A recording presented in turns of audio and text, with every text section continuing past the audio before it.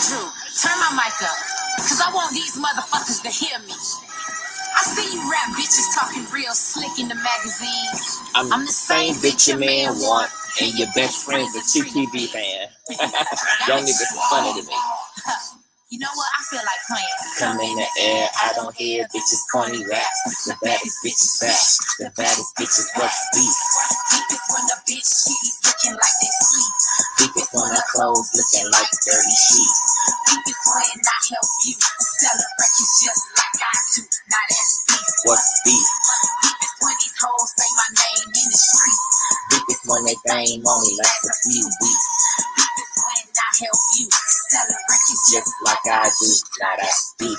My blade's been sharp, my spade's been played with this one, but nothing. This ain't a game with this one. See, I'ma put some hoes to shame, so listen. I done seen a lot of labor. It's a shame that this one, See, the problem is I used to like it till you start jumping on the dick with tricks. Doing all of my leftover shit. You just saying, what's up? you get the leftover hit. The bitch get off the bandwagon, I'll get leftover bitch. Can't believe the bad sleeping with this drunk ass bitch. The slave pity, having fake Lauren Hill ass bitch. Cause that buddy you wasn't hitting on shit. That's why they cut you out your own video. I'm the queen of greens, bitches and dough, ho. Yo, I'ma still try to help her out, and y'all, I'm talking about Kia, dirty next to the south, now what's deep? Deep is when the bitch she's looking like they sleep. Deep is when her clothes looking like dirty sheets. Deep is when I help you sell a records just like I do. Now that's deep. What's deep? Deep is when these hoes say my name in the streets. Deep is when they fame only lasts a few weeks. Deep is when I help you sell a records just like I do. Now that's deep. Your neck, yeah, your back, bitch, you know you was wrong and can't wait, ho. I ain't even like that song. Oh, it's all of this just over some dick. I told you in my debut, best friends, not you 5 or 6. Enough of that, bitch. I got some other shit to address about some pussy ass niggas with my name in their chest.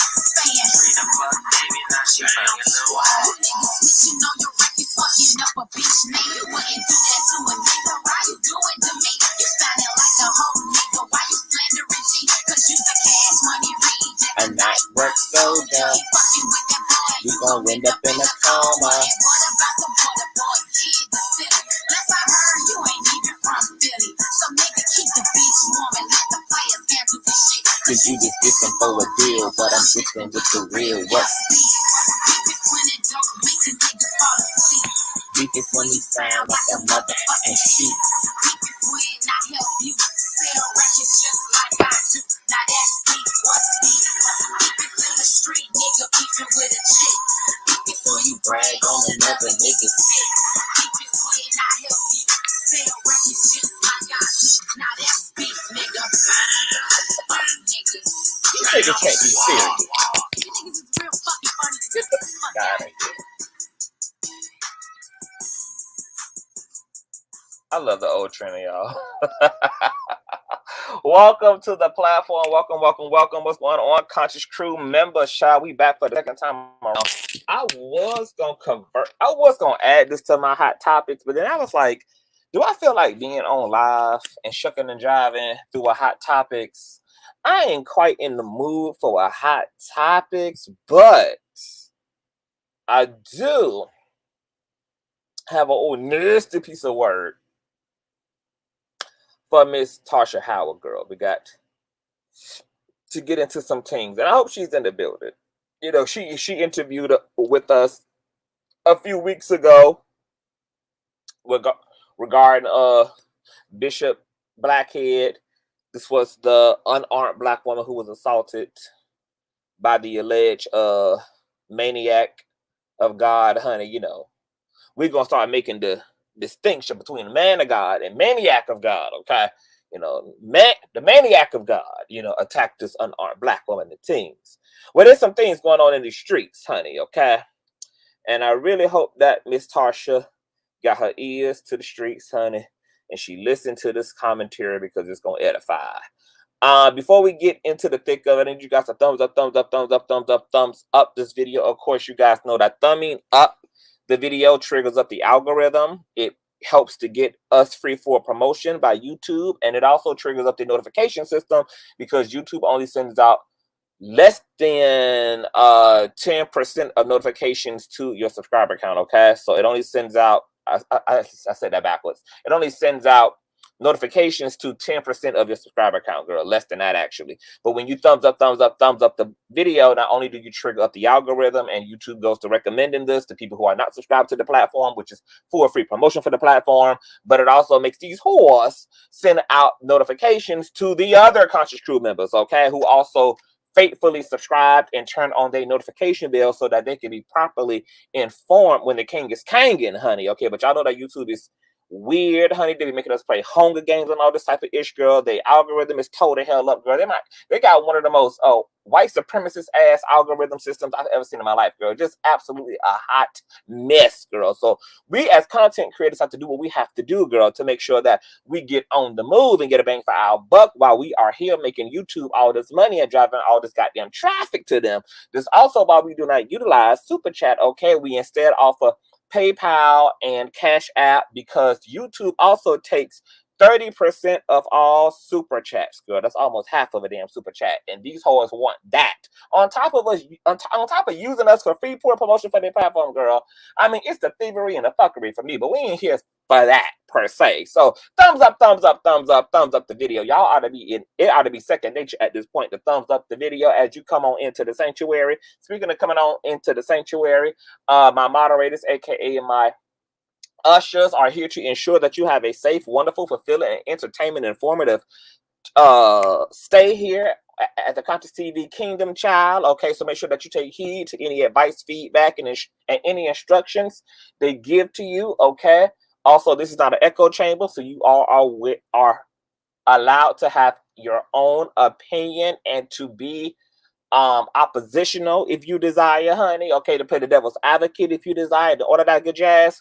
But your First Amendment here does not give you the right to spam or to troll. Okay, if you're gonna be oppositional and you gonna be opposing and you gonna be the devil's advocate, okay, actually make thought out and intelligent, substantive remarks, okay, and not just say idiotic shit out of your mouth, because that will get your bald-headed ass dropped off into the base of the motherfucking river. Okay, I will drop you off myself personally, swiftly, and professionally to the base of the mountain, or also known as that beautiful island called Black Island, bitch. Okay, all of that.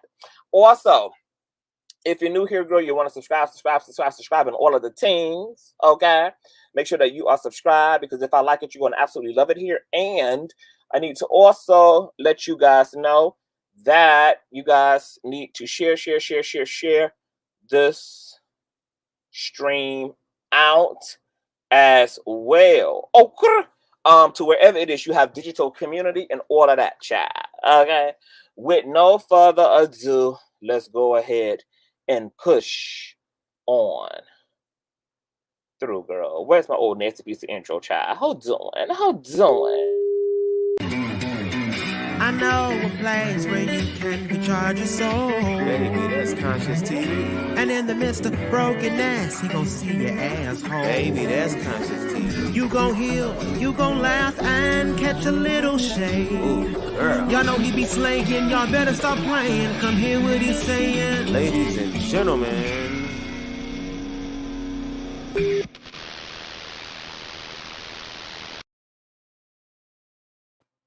Let me shout out my contributors, girl, before we get thick off into the stizzle, honey.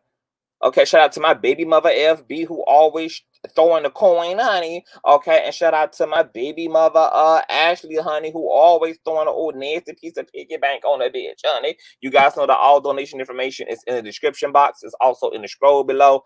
And my ushers are always rotating a collection plate, honey, if you are inspired, okay, to contribute to the things. So shout out to my baby mothers, Ashley and FB, and also to my earlier contributors and baby mothers, Kadisha, Angela, Anya, and Asia, okay? Bless you, bless you, bless you. Wow, okay? Now, what we're here to get into, you guys, is Miss Tarsha Howard, girl. Okay, hold on. Actually, let me speak to everybody coming in, because I didn't have a chance to greet you guys personally in our earlier stream. Okay, if you guys did not was not in the building earlier, please make sure that you check out my earlier commentator, girl. We went over some Larry Reid tea, and we damn sure went over some Bishop Blackhead tea, girl. What's going on, Amy? Hey, Lynn. Hey, Toys by Starlet. What's going on, Plain Jane? Hey, Crystal Light. Hey, Jay Goody. Hey, Boo. What's going on, Tootie?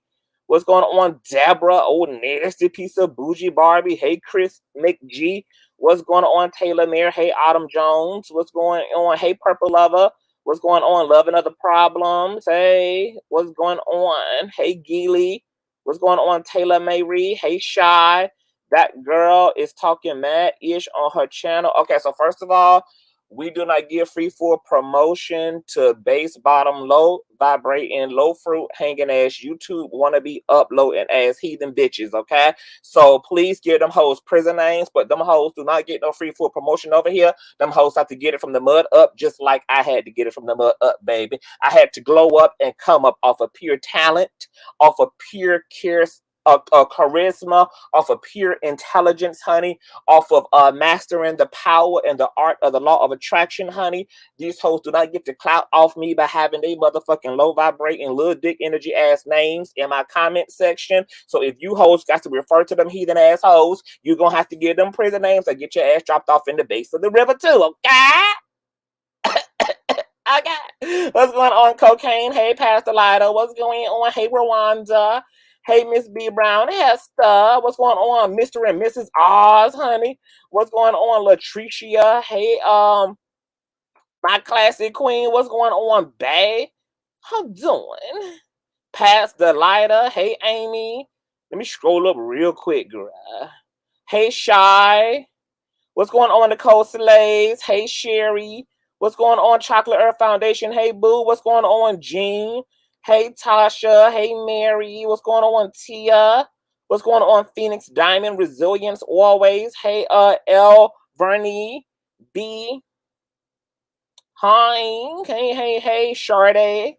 What's going on, Shay Love? Hey, YQ. What's going on, honey? Does y'all make me run old nasty piece of Nicki Minaj, honey? What's going on, L. Presson? Hey, Tay. What's going on, Monica Moss? Hey, Gary Shaw. Hey, Monica Loves. Hey, Boo. What's going on, Ashley Imperfectly Perfect? All right, y'all. So we're here, girl, to get into the saga, girl. The saga is sagaing and things, Shy. Okay. How doing? Let me give y'all old nasty formal introduction, girl.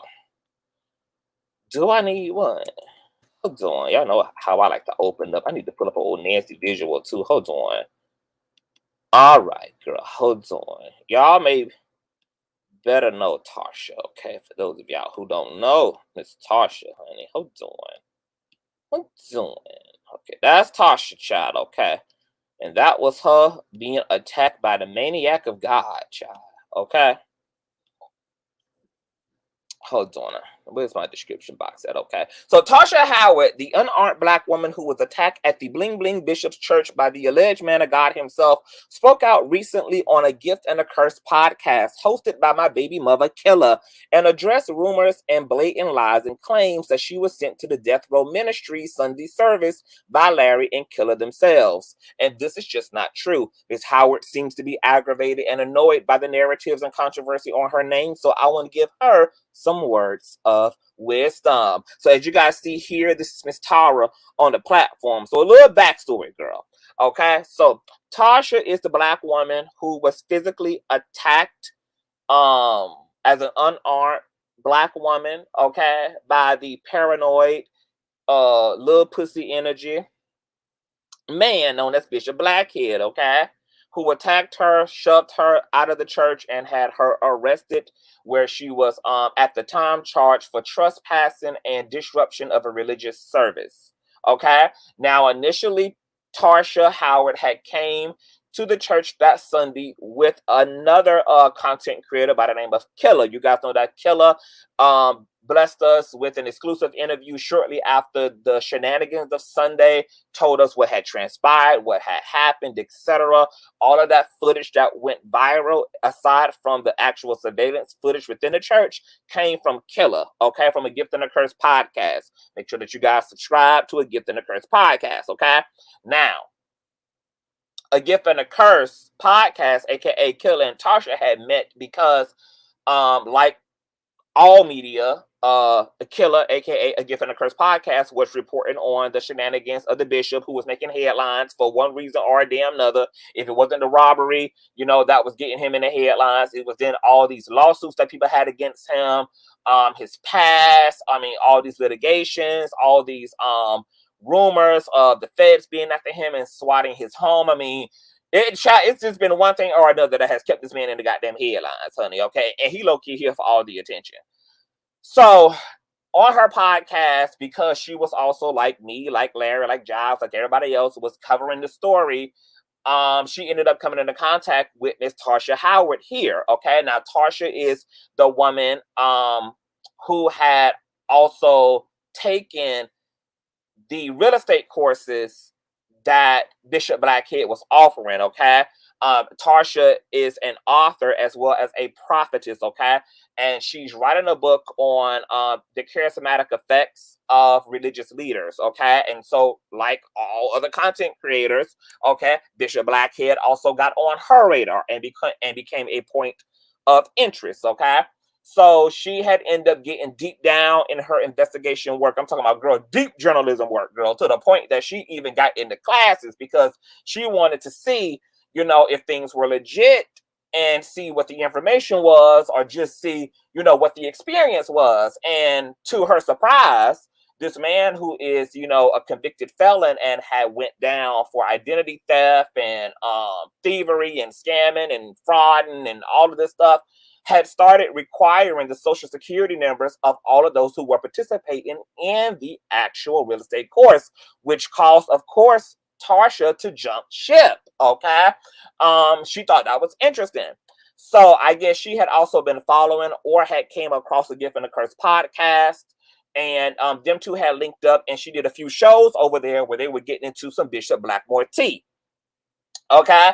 So they met under those circumstances. Now, according to Killa had an independent idea to want to go to the church because, of course, there had been all of this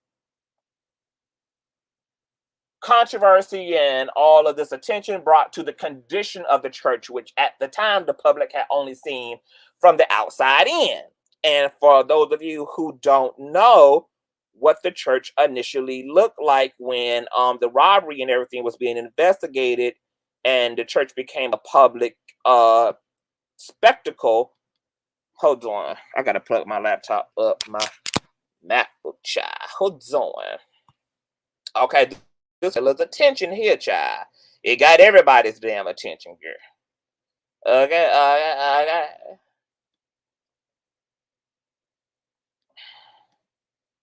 okay, this whole nasty piece of footage here. So pedestrians, New Jersey citizens, and all, girl, okay, were visiting the church after things had went viral to see what was going on, girl. And then people got to see, girl, but no wonder people, no wonder you got robbed, girl. You're right next to the 7-Eleven, girl. You're right next to pawnshop.com, girl, where you can pawn your VCR to pay the water bill and things, honey, okay? Look like a curbside that has definitely been featured on the First 48 quite a few times, girl. It looks like a curbside that possibly Jeffrey Dahmer, Ted Bundy, and John Gainwasey done traveled and commuted to, girl. Definitely looks like a old nasty piece of curbside that done been featured and plastered on America's Most Wanted, girl. Okay, just look like a sidewalk that done got into some things, as you can see, baby. Even the sidewalk alone look like it done got into some things, child. Okay, so Killa, was like, girl, I want to see what the inside is giving, girl, because I know he ain't got 6.5 saved folk pooching up in here every Sunday wearing $500,000 or $1 million worth of jewelry, girl. And, this place is not, holding up, girl. So Killa had decided that she was going to go to an old nasty piece of Sunday service, and she was going to bring her GoPro, and she was going to bring, her spy glasses, girl. Killa had damn lenses in her damn Borettes and stuff, girl. Just had damn technology everywhere, girl. Technology was in the handles of the purse, baby. Lenses was on the front of the heel of her boot, girl. I mean, Killa was getting into all the Inspector Gadget teas, girl, okay? But she was just going there just to see. She just wanted to have a visualistic experience so she could report it back to the Killa gang, okay? That was it. She didn't come for no trouble, girl. She didn't come to get nobody a black eye. She didn't come to get into no physicality, girl. She didn't come to go to jail. She didn't come to be a disturbance. She just simply came to sit down over to the left and pull out her old nasty piece of GoPro, girl, and just get to filming a few walls and a few ceiling fans and stuff, child, okay? But Miss Tarsha Howard had wanted to join her as well. Now, Killa says that she did not know that Tarsha was also working on a book. She knew that Tarsha had took the classes. She knew that, according to Tarsha, that the bishop had asked for social security numbers, etc. Okay, but she didn't know that Tarsha was an author who was working on a book that was going to feature the bishop, okay, and his likeness and all of those things. So, nonetheless, when Tarsha had asked her, could she join her, she was like, sure. You know, from the looks of it, I'm going to need personal security anyway. So, you know, she was like, come on through, girl. So long story short, we already know history has been made. Okay, they attend the service. Okay, now, things got crazy almost the same day that all this went down, because Tarsha ended up going to jail, which she did not expect to be found guilty of anything. She did not think she was going to be the one, you know, going to the big house, okay? And Tarsha had immediately started distancing herself, because I remember Jives and Killa saying that they couldn't reach her for the rest of the day. You know, Killa had tried to, you know, contact her, etc. She wasn't picking up the phone, etc. Boom, boom, boom, pow, pow. Nonetheless, Tarsha ended up striking Killa's channel, A Gift in a Podcast, when she started putting out all the footage that she had personally collected on her personal devices, because that's what she had went to do anyway. And she had also started giving her commentary, and Tarsha started feeling away about Killa's commentary, feeling like it wasn't true to the truth, or true to the facts, or true to the narrative as far as Tarsha was concerned. So she copyright strike the channel. Okay, and then there was like a slew of statements that Tarsha had been making that indicated that she was in some way, shape, or form holding Killa responsible for her going to jail and getting locked up.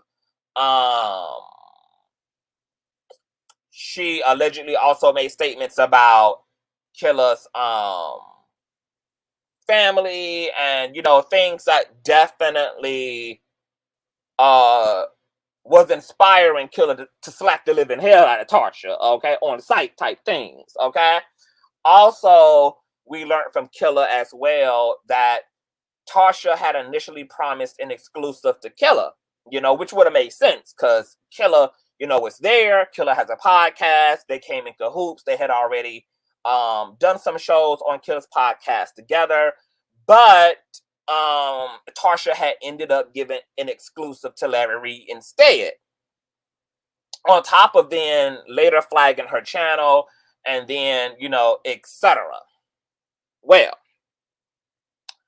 I was minding my business, and y'all's too, and I was on the YouTuberations, and I had saw that my boo had an upload on her channel, so I was watching it, and I didn't know that Tarsha had pulled up on Killa's platform, okay?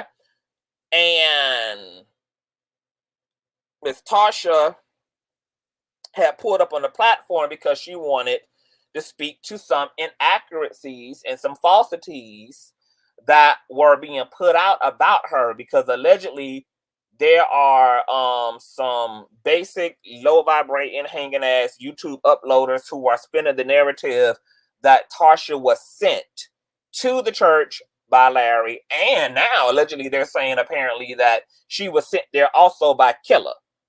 Okay, now Tarsha already had done dispelled this when she jumped on the Larry Reid Live platform. She also had dispelled that when she had came onto my platform.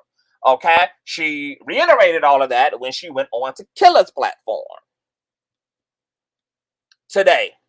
And, you know, Tarsha was in the, she was on the podcast with Killa, and you know, she seemed very aggravated, very stressed. I can tell even when Tarsha had came onto my platform voluntarily, that is, that she is struggling emotionally and psychologically with all of this. Okay. Now you guys know I did speak to her and Killa's beef, which Tarsha says she doesn't have any. But obviously there is if you strike a person's channel. And in some way, Tarsha did admit that there was tension because she did not agree with the commentary that Killa gave as somebody who was in the building and who saw things. But for whatever reason, she felt like the commentary was just not in alignment with the reality. This is what I want to say to Tarsha, because look, I said it in a previous commentary.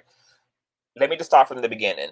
I don't give a damn how many times Bishop Crack Baby says that Tarsha was trying to attack his child and attack his wife.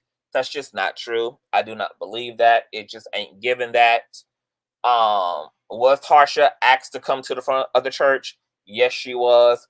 Did she act a damn fool when she got up there? Yes, she did.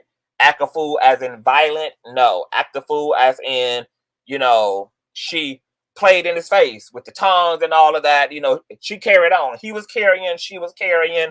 You know, they were making a movie, okay? Except there was real wickedness and misogyny and toxic wannabe masculinity in the man that she was playing with, okay? She brought a plastic spoon to the fight and he brought an AK-47. So unfortunately, they weren't playing on the same field the same way. So she came up there just to carry with him and to make a movie, but he ended up actually putting his hands on her and then tried to dress it up and disguise it as I was protecting this wild, violent woman from attacking my wife and my child. And that is just not true, honey. That ain't true according to the Black Holy Ghost within me. That ain't true to Tarsha's history. This is not a woman who got a history of being violent. She ain't a convicted felon like him. She ain't committed crimes against humanity like him. She ain't. She's also a woman of God herself, ordained, solidified, and called to the church as a prophetess herself. So why in the hell would she get up there knowing cameras are rolling, he's being live streamed, and drop the ball on her legacy to have a fist fight with another woman who also has a child in her hand? I mean, that just don't make no motherfucking sense. I mean, it's just not given that. Now, if the roles would have been reversed, could I have believed that the bishop would have been on his way to attacking some damn body? I sure the hell can. His history bears it out that that's more of an action that he would probably take, as long as it's attacking women, not men. We know he ain't gonna bust a grape or a move when it comes to a nigga, okay? But you know, when it comes to a woman, baby, he'll strike first and strike fast. But I just did not believe that. So I don't believe that Tarsha came there to fight. I don't believe that Tarsha came there to go to jail. I don't even believe that Tarsha came there to be disruptive. But things just manifested that way because both Tarsha and Bishop was just with the shits. So my personal perspective is that the circumstances kind of built themselves. You know, when you intend to go out somewhere, child, you might intend to go out and go shopping and then having to beat a bitch ass on the escalator. You know, it does happen. You know, you intend to go to the library to get a book and then having to put a bitch on the shelf. You know what I'm talking about, honey, okay? You know, just when you don't really know, you know, that trouble is abound in a mist and a brew, okay? So I don't believe that Tarsha came there to start trouble, even though trouble manifested, but I think that was just a natural flow of events. There was enough shenanigan-like variables present for things to have became that and escalated into that. All of the right recipes and trains of thoughts and all of that, it was already kind of preset for that. All it took was for somebody to kick it off, okay? And apparently when Bishop spoke very rudely to his wife and told her to sit down as if she was a damn chia pet because she was having a conversation with another woman and he was trying to get through his Sunday service, which he's not anointed to give, and that's dry and bland to begin with, because he was ready to get back home, okay, to these goddamn courses where he can extrapolate these social security numbers from, allegedly. That's what triggered Tarsha into, speaking out of turn and having an outburst, and kind of calling him out from the back of the bus, okay, and then 1, 2, 3 equaled 4. Where was I going with all of this? So I don't believe that Tarsha came there to start trouble. Trouble happened nonetheless, and I don't believe she was a physical threat to anybody. No matter how many times the bishop tries to push those goddamn narratives, okay? Now, all of Tarsha's behavior toward Killa, flagging the channel, it was wrong as hell. It wasn't her footage to flag, and it wasn't her commentary to give. And it's okay to disagree with Killa's commentary because that's all it is Killa's perspective. But to actually flag, Killa's page and all of that, it was unnecessary. It was inappropriate, and it was definitely based out of emotionalism, and it was a lie, because in order to file the claim, you have to claim that the footage is yours, and it's not your footage to claim. So, unfortunately, Tarsha lied to YouTube in order to falsely flag the platform. Okay? So that's just wrong.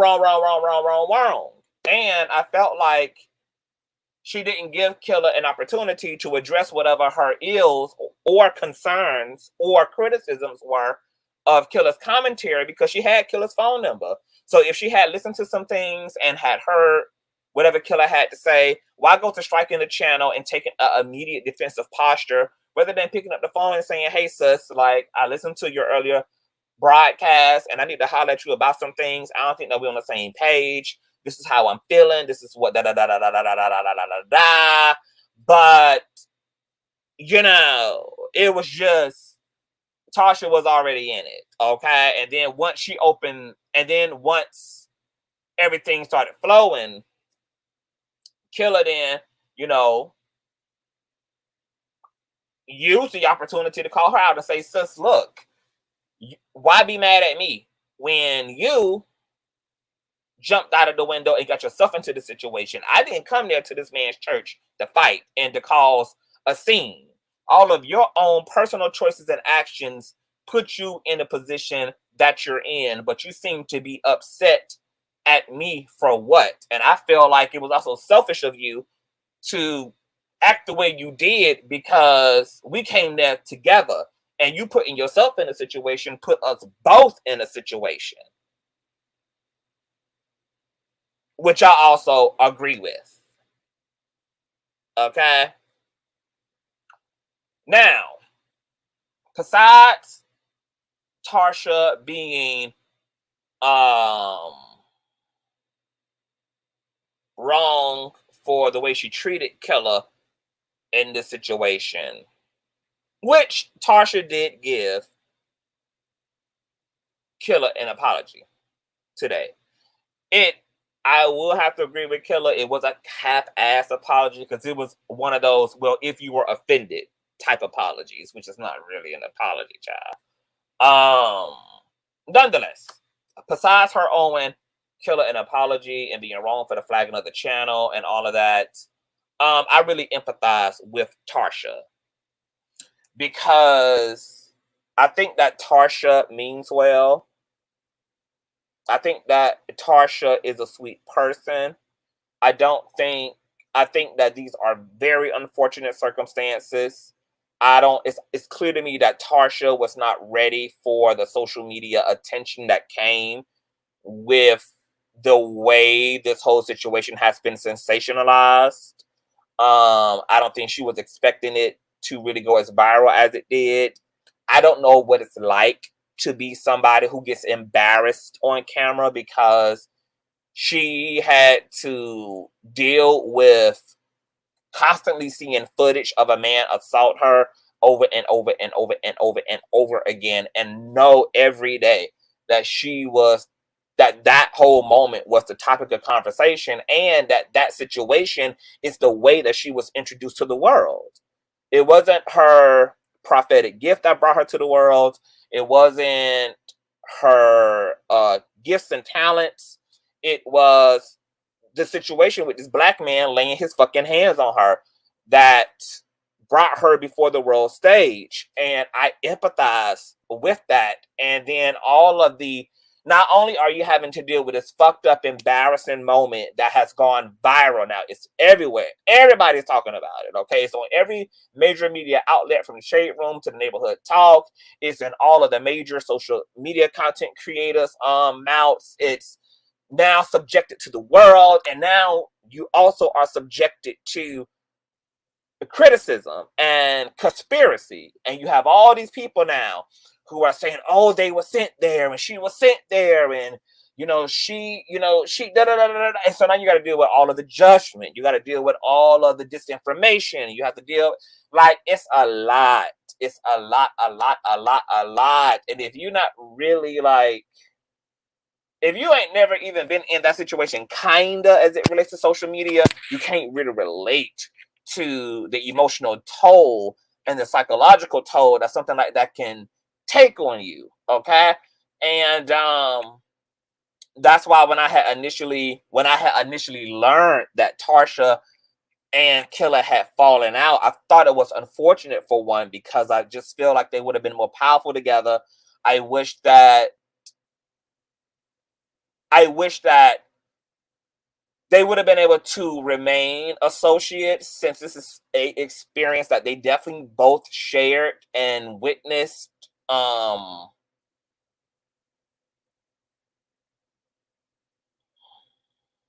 And obviously a lot of Tarsha's actions were very emotional based and very emotionally driven, which she kind of acknowledged that today when she went on to give a curse podcast and spoke about it just been a lot for her. And she did make some irrational decisions. She made some decisions out of just being confused, out of displaced anger, etc. And that's why I felt like she could have, if she just would have kept the if you were hurt or offended out of it, because it's like you are acknowledging that you did misfire as a result of the way you were experiencing all of this. So then there is no if you were hurt. Clearly, Killa expressed her feelings directly and publicly about the way that Tarsha handled the situation. So, the more appropriate and sound thing to do would have been to just give the flat out apology. Girl, I'm sorry. Please, forgive me for speaking emotionally. I said things that I shouldn't have said. I brought you into something. I brought your family into this. I made comments that I cannot stand by. I want to publicly refute and denounce those statements. And yes, apologize for the way that I handled things, because I was handling them from a place of emotionality and not from a place of rationale and logic. Okay. And I'm sorry for that. I know that you were upset. I heard that you was upset. You told me that you was upset. So I really hope that you can forgive me in time and just understand that I did not mean the things that I said, and I take full responsibility, for the way that I treated you. Point blank and period. I also want to say that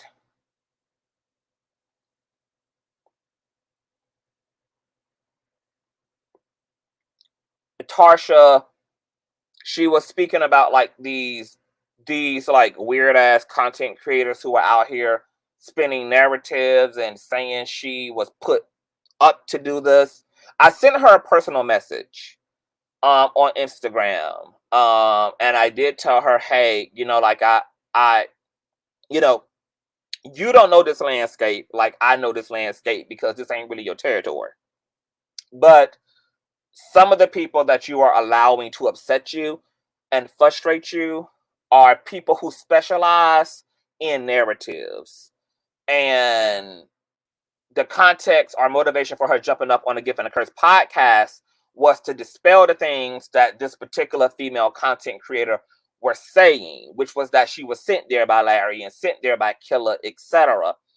And unfortunately, Tarsha didn't know that that particular content creator is out of her fucking mind, a clear, bona fide lunatic, and also has a hard on for Larry Reid and everybody around him, including myself. Okay, we don't know this woman. I have never even listened to a single goddamn piece of content from the bitch, but you know, that's the way that obsession and dick riding and dick sucking works, girl. That's why I really never have to have sex again, because the way that these bitches be sucking the nut out of my dick is just fantastical, and it's daily. The way that these bitches just be deep throating and gobbling and teabagging my big fucking nuts are just, you know, it's at an all-time high. So, you know, I really never, ever, ever, really ever have to initiate you know, any type of, you know, sextivities with anybody, because I got enough motherfucking people that are just on my dick sexually assaulting me all day and all night, along with Larry Reid. You know, we just got niggas on our dicks, baby. You know, I mean, the dicks do be given, but nonetheless, we're not here for that. So Tarsha didn't know that who she was allowing to gaslight her is only gaslighting her to get at Larry and King Jives. And so I want Tarsha to understand that all of that, not every content creator who is speaking on you cares about the truth. They have heard what you said.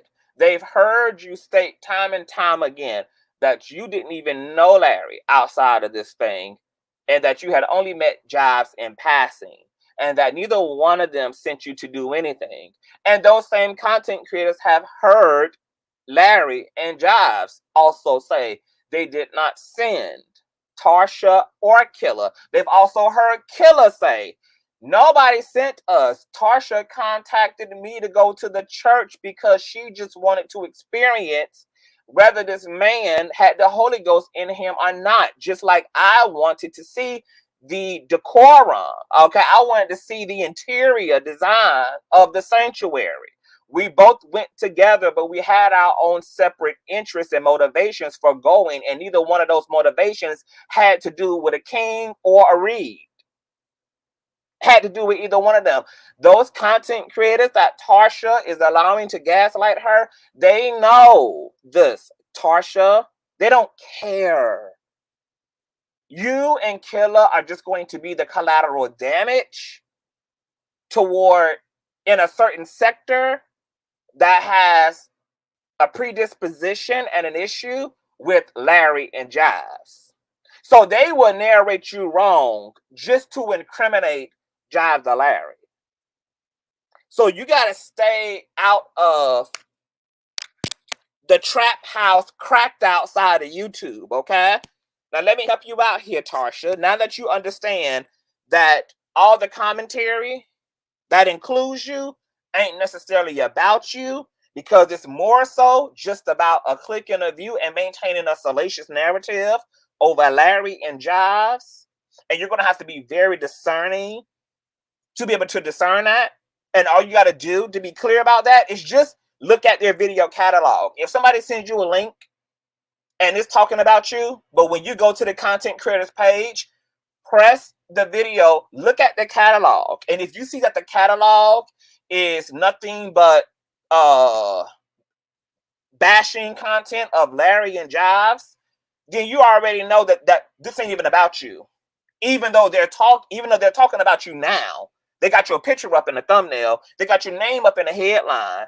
But now you know, oh, I'm just a casualty of war here. Okay? So don't worry about those people.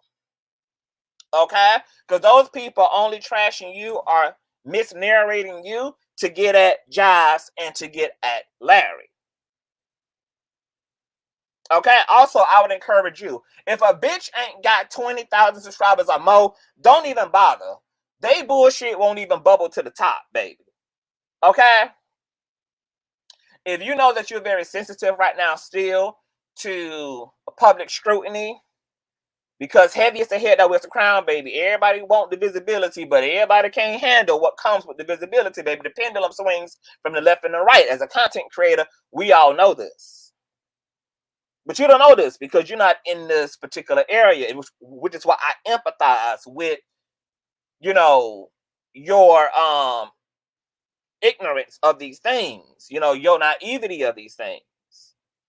But if a bitch ain't got 20 motherfucking thousand subscribers, at least fuck them hoes. Okay? Leave them hoes to the trap house side of YouTube where they belong, baby. Don't even bother. Don't give a damn. If you got to tell your supporters, hey, don't send me nothing. And if you're going to send me something, let the views on what you're sending me be at least 10,000 plus, 20,000 plus. Don't you dare send me a motherfucking piece of commentary for a bitch with 2,000-3,000 subscribers and it's only 775 motherfucking views or just breaking 1,000 on the video. Because what the fuck I supposed to do with that? What the fuck I supposed to do with that? What you supposed to do with that? Nothing. Nothing is going to come worse of your name by allowing the pawns to go first, okay? In chess, you allow the pawns to go first, okay? Them hoes who can't even get their commentary to go viral, they can't even do no significant numbers, are not a threat to you. They're not a threat to your reputation at all. So don't even worry about it. Don't let it get in your spirituals, okay? And hell, if you gonna talk about it and you gonna get in it, I would encourage you to start your own podcast or get or get a YouTube channel yourself, and you make the motherfucking money. You make the money. If you're gonna speak and have to take on being dragged and being judged on the front end, at least do the Google AdSense check on the back end, baby. But it's not even worth it to even keep addressing people who don't mean you well. You know they don't mean you well. You can hear it when you listen to their rhetoric that they don't like you. You can see clearly they're not interested in the truth because you've already said what the truth is. Time and time and time and time and time again. You have to be strong enough to let that stuff go. And it is hard because everybody has an ego. And because we all have an ego, there's a part of us that naturally wants to defend ourselves. It's not necessary. What's understood don't need understanding at this point. The people who you want to confront are people who are not after the truth. You have to let it be what the fuck it be. You have to be strong enough to be solidified and to be at peace because you know what the hell the goddamn truth is. You've already stated what the hell the truth is. And you've already stated it to people who actually fucking matter. The interview numbers that you did on Larry's channel alone means that your truth got heard by more people than people who are hearing the lies. The numbers you did when you came onto my platform, the truth got heard by more people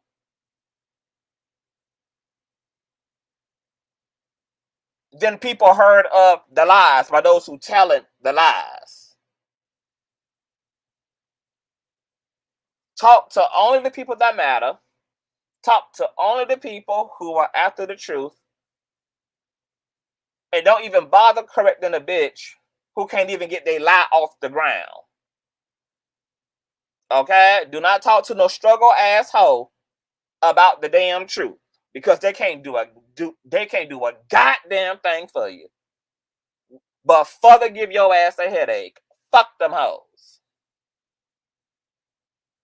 Now the last time you was here, I said, Tarsha, I think it's a good idea, boo, if you take some much needed spiritual, emotional, and mental rest. Don't even look at social media right now. Things are hot today. They'll be cold tomorrow. Just wait it out. Go back into your regular life. If you got to delete the YouTube app, delete the YouTube app off your phone. Act like social media don't even exist. Get recalibrated to normal life, okay? Because I'm sure that in your real life, Tarsha, you don't see these things. In your real life, nobody's asking you about these things. In your actual life, this stuff doesn't show up. So I think it would be in your best interest to chill and to just stay off social media until you don't give a fuck anymore. And only come back when you give a fuck. And if you do have to come back and you do have to speak, only speak to people that are for you. Only speak to people who are at least for the truth at the bare minimum. And speak to content creators who can do your time on their platform justice. That way, at least it's really worth it to you, and you can really walk away feeling like, okay. But I would not encourage you to address the trap house part of YouTube, girl. I just would not. That would not be the thing that would call me off the bleachers and onto the court floor.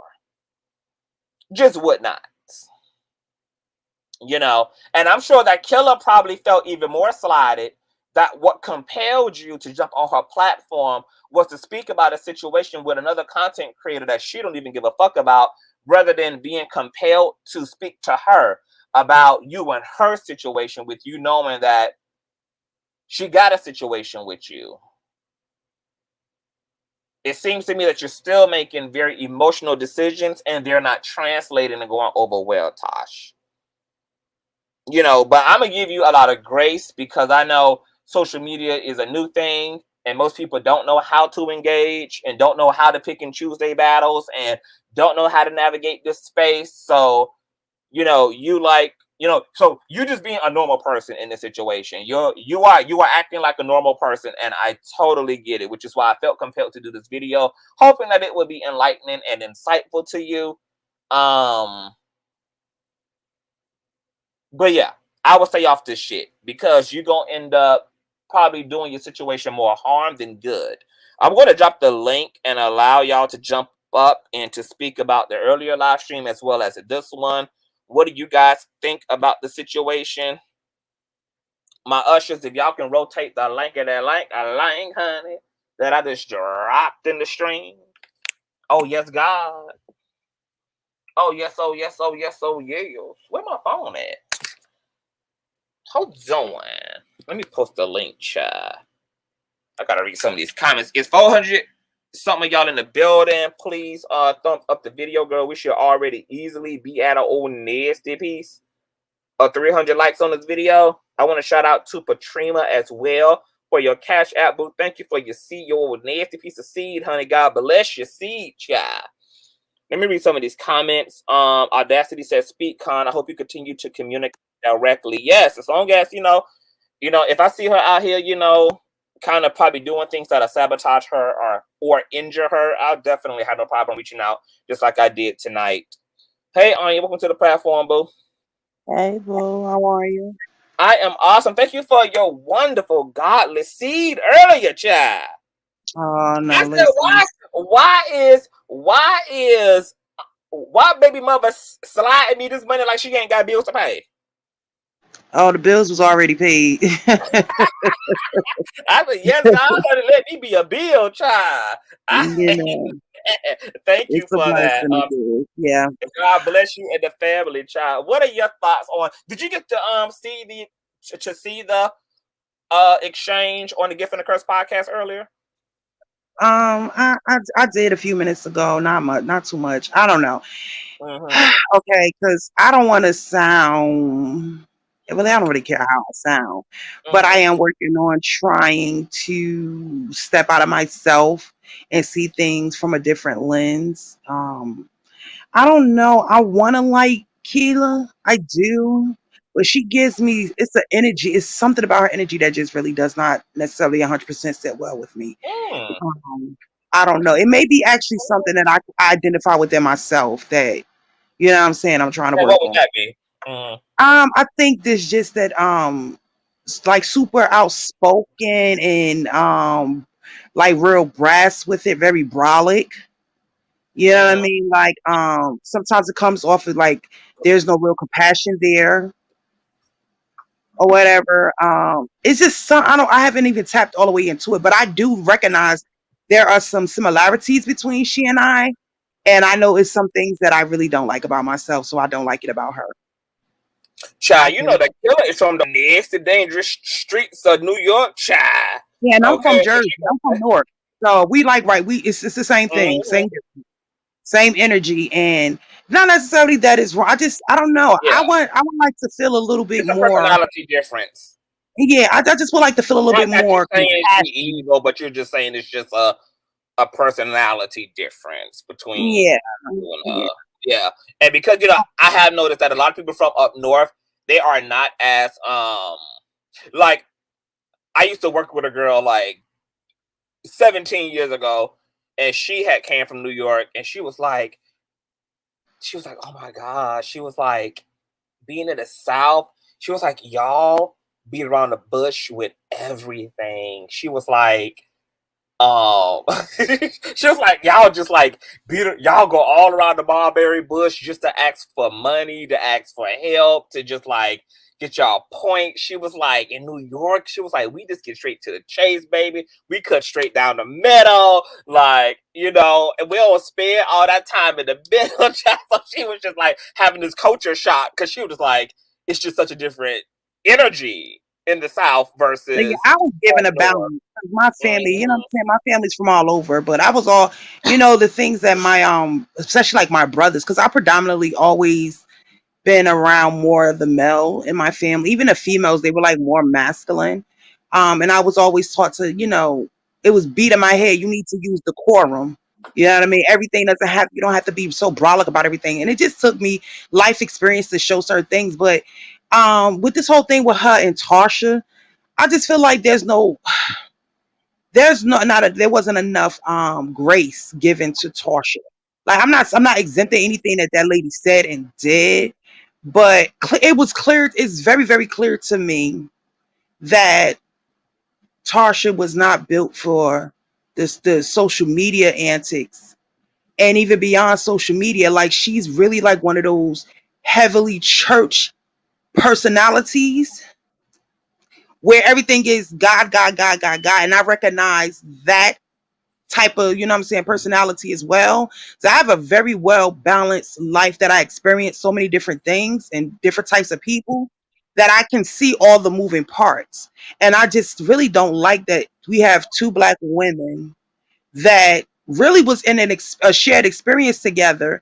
Although one was physically touched, that it was traumatizing and to a certain degree for Keela too or whatever. But neither one of them really in that moment while it was happening, neither one of them were able to see like what was ahead to come. Like, of course they were going to try. People were going to get in the middle and try to cause a conflict between the two of them. I don't even think they even saw it. Neither one of them saw it that way, like how all the moving pieces were operating around. Everybody was reaching for Keela because Keela was the one that got the footage. She was the one, you know what I'm saying, that was actually talking could be located at the time because Tarsha was at the precinct or whatever. So Keela came from a different perspective and you know what I'm saying than Tarsha did. Tarsha's like a deer caught in the headlights. I don't care what her purpose was of going there. Clearly she was out of her element, right? Whereas Kilo really wasn't because she went there on her, you know what I'm saying, social media journalistic type, you know what I'm saying, investigative reporting type ish, you know what I'm saying? So this was something that she had been doing. It doesn't matter if it was 4 months, 3 weeks, a year. She just had more experience than Tarsha. And I think they're, to a certain degree, they both have dropped the ball. Doesn't matter who dropped it first, or all of that. I just feel like it sucks that we have two women that shared an experience that I believe would have been, if they would have stood together, stepped out of their feelings, had more compassion, and saw both of each other's point of view, that, what I'm saying, they could actually go further. You know what I mean? Like, it's just, it always has to be a conflict with us women. That's what's disheartening to me with the whole situation. Like, dang, why did it have to go this route?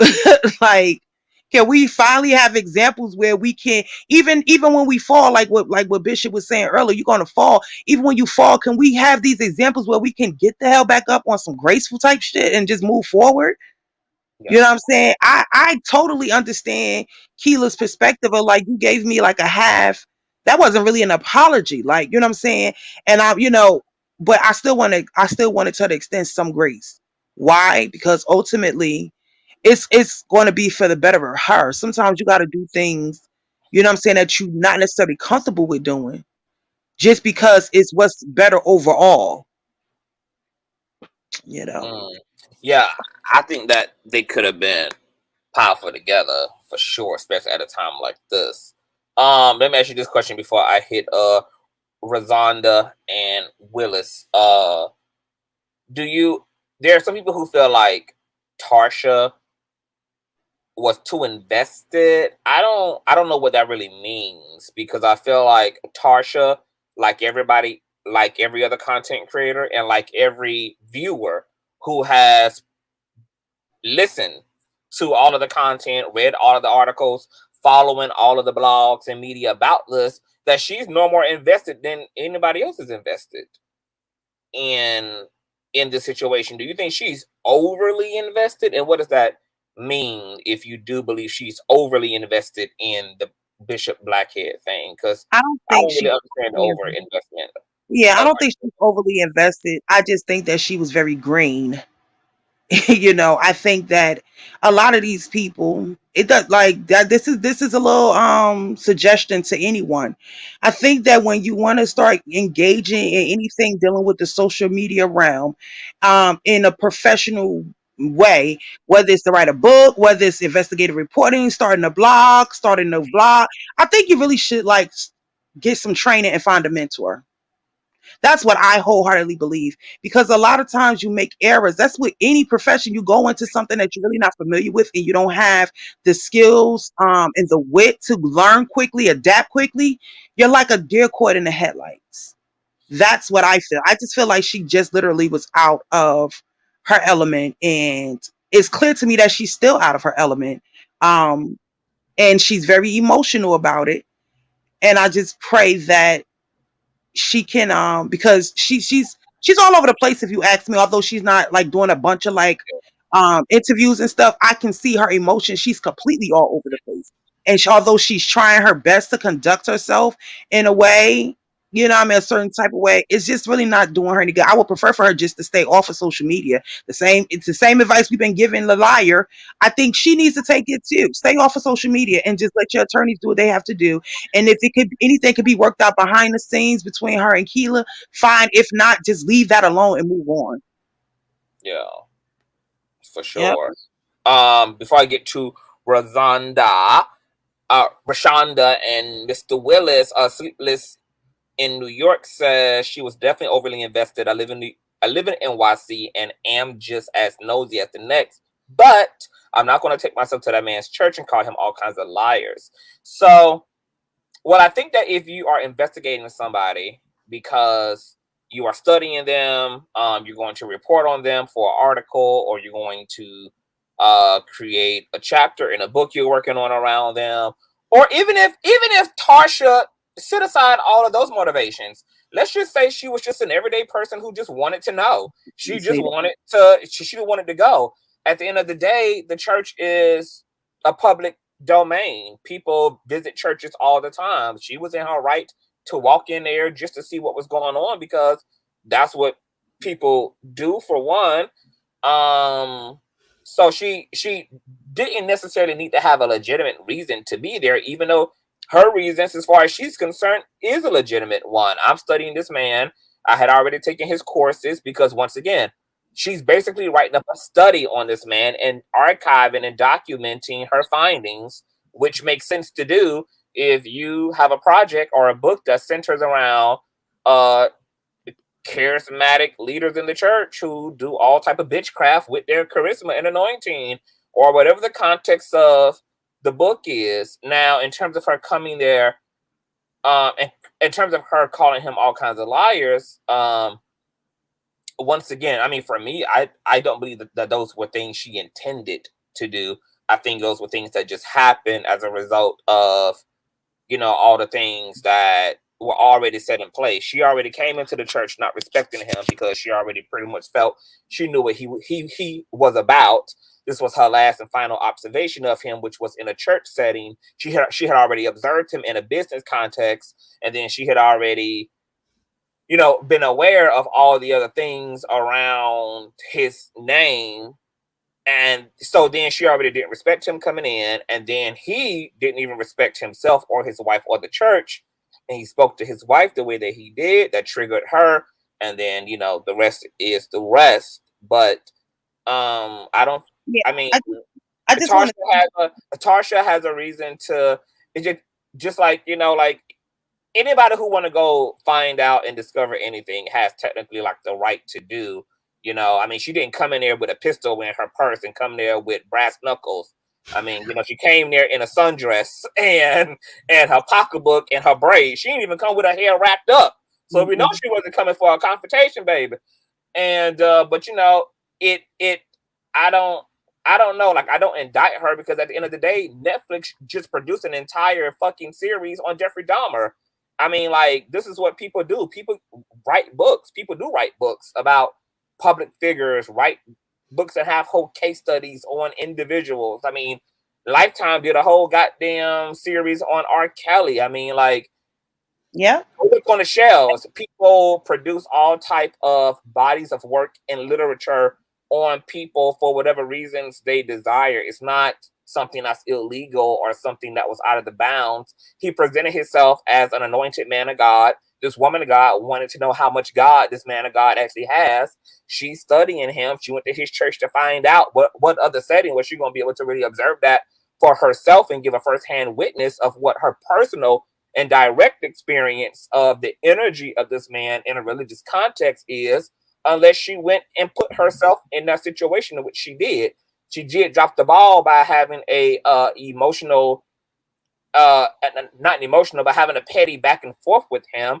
Her not respecting him did not give her permission to be disruptive in the way that she did.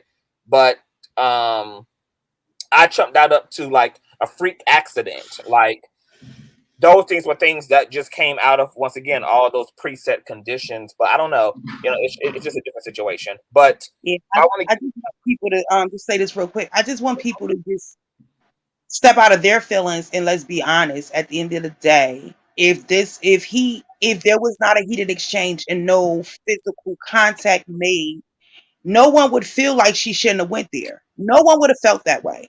So that's the only reason why you guys are saying that, exactly to negate the fact that this man actually put point. his hands on her.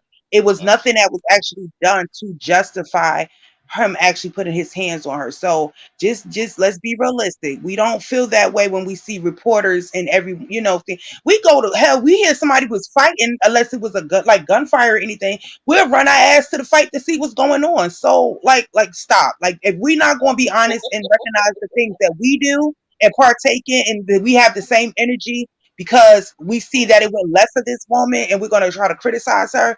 Stop. We do the same thing all the time. Ease up off the woman. Great point, Anya. Like, if there would have been no physical altercation, nobody would be saying anything about the motives behind Tarsha or Killa. Like, it's only now a conversation because of what transpired and people needing somebody to blame. And yes, Tarsha does have responsibility in the heat in the kitchen rising around a man she already did not trust, already knew was capable of breaking the law. and playing in his face, but nonetheless, she didn't come there for that. And that doesn't justify him putting her hands on her. And if that wouldn't have transpired, everybody still would have been here kicking and rallying over whatever the commentary and feedback would have been from Tarsha about the situation. So that is a very interesting point. I want to get Rashonda in, who had dropped off accidentally. Welcome to the platform, Rashonda. Your thoughts on Tarsha Howard and the topic.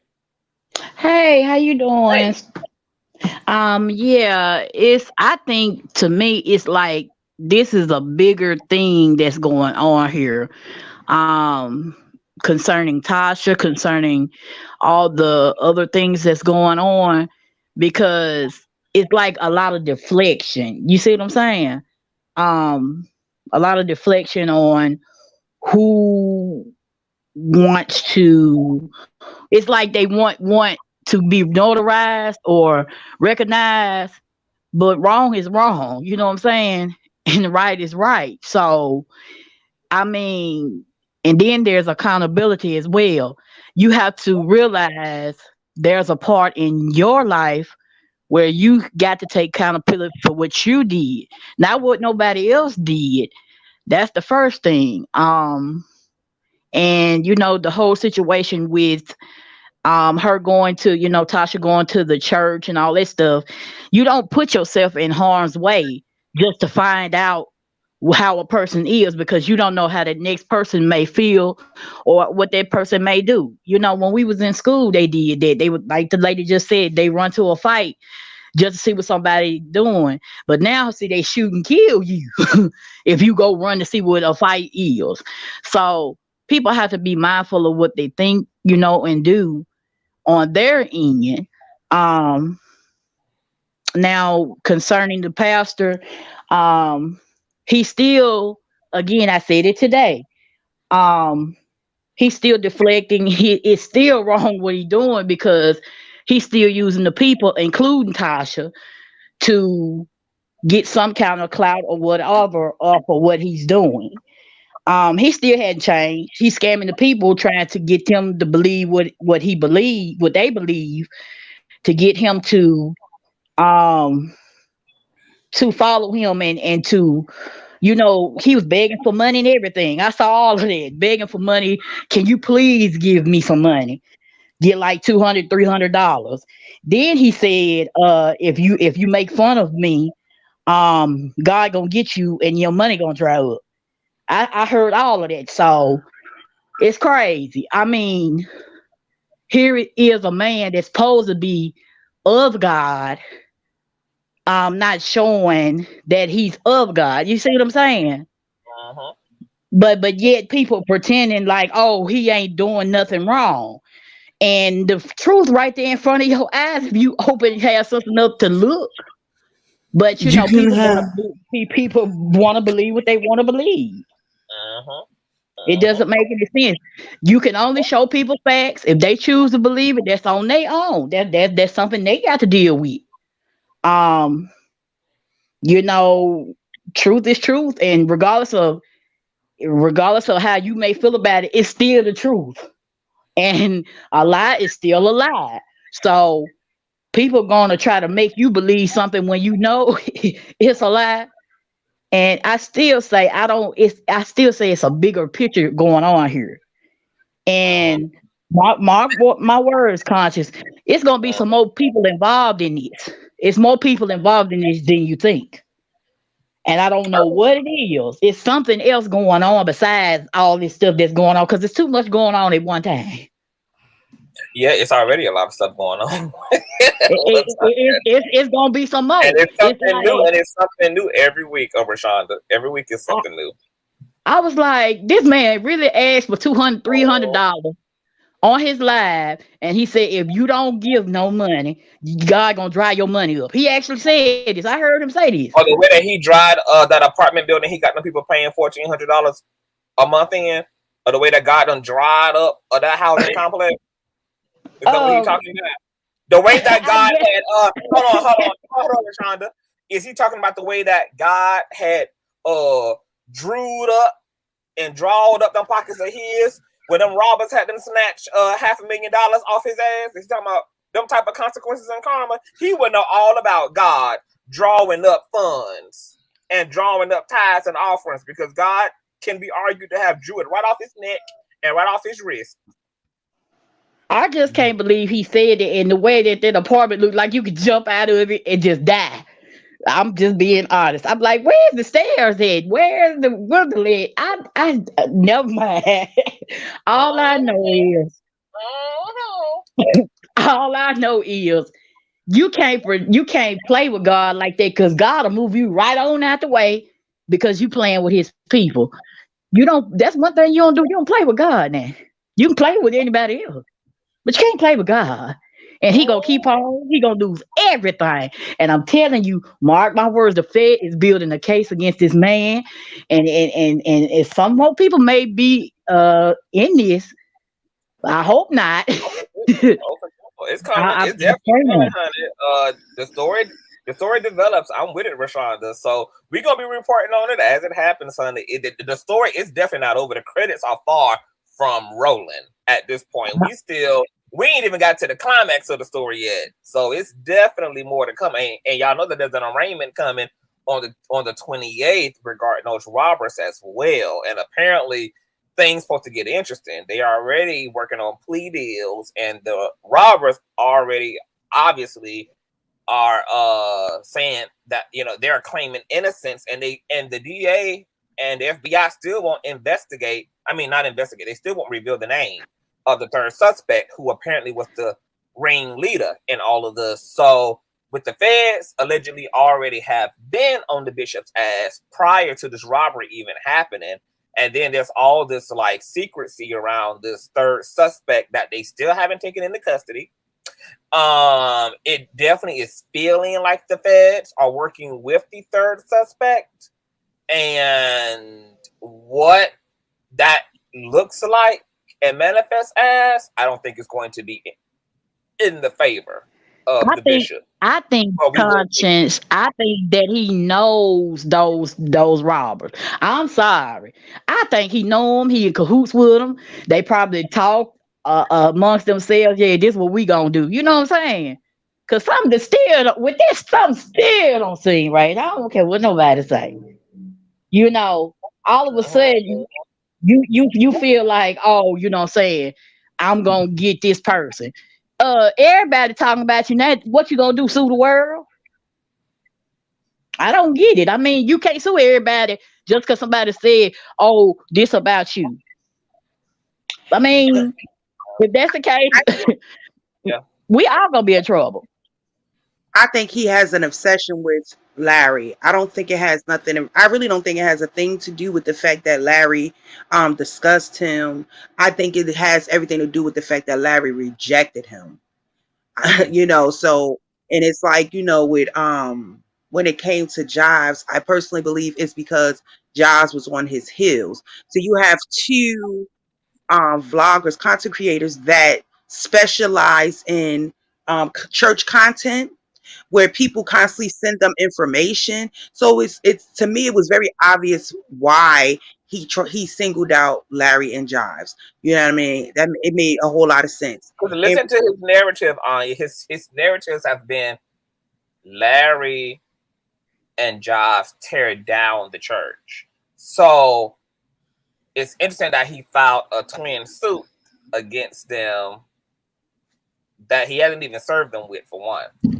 And he's targeted them. He's targeting them because he's calling himself avenging the tearing down of the church, and feels that Jives and Larry are enemies unto the church when they're just correctors and commentators, and they're also still components and affiliates of religion. So how the hell can they be enemies to a system that they still are affiliated with and still do work in? They just simply have the conversation, as Larry would say. And Larry in particular has a very humanizing narrative about the church, because even though he will call out the mess, he is also equally about letting people know these people are human. And we also need to remember that about these leaders and these men and women of God, that yes, you know, this is going on, this is going on, this is going on, but these people are also subjected to their own humanity. They're subjected to their own trauma, etc. So Larry has always equally been as compassionate in his approach. Even when people in the church get exposed, even when their sex tapes get exposed, even when their sexuality get exposed, even when their infidelity get exposed, look at how, yeah, he reported on John Gray, but he also was willing to have a sit down with Avenger and also humanize John Gray and his issues with infidelity and abandonment issues, etc. So I think that you're right, really. It does come down to this addiction and this obsession, a obsession that Larry had picked up on even before things went completely bad between him and the bishop. He had already met this man through Bishop Bernard Jordan, already picked up on his pick-me-sha energy and just his fuckery and his foolishness and his materialism and just how immature he is, etc. So yeah, this was an opportunity to definitely get back at a man who never picked him, and to particularly target to content creators who he feels like a lot of people in the church world probably has an issue with, because they are also probably seen as bad guys, King Jaws and Larry Reid, that is, by other significant Black church figures, etc. So he called himself being strategic. It hasn't really worked out in his favor. And it is sad. It is obsessive. And he got enough shit in front of his own porch to be given commentary of. Like, you got lawsuits in every direction of your existence and got the feds allegedly on your ass. And you got niggas still trying to rob your home, according to him. Niggas came to his house and tried to jack his car, tried to break into his home. Like, you need to be getting to the highest of the high rise and maybe moving into a high rise, highly secure building, baby, where folk just can't kick down your double doors and get your shit together and make sure that you can ensure safety to your goddamn family, and really reconsider your approach and the way you are navigating and engaging this shit, because it just has not been working out well for Bishop since he's been out of jail. It's literally, this has been the year of his goddamn life, baby. He talking about he was going to make Tarsha a star, bitch. Retrograde made you the star of 2022.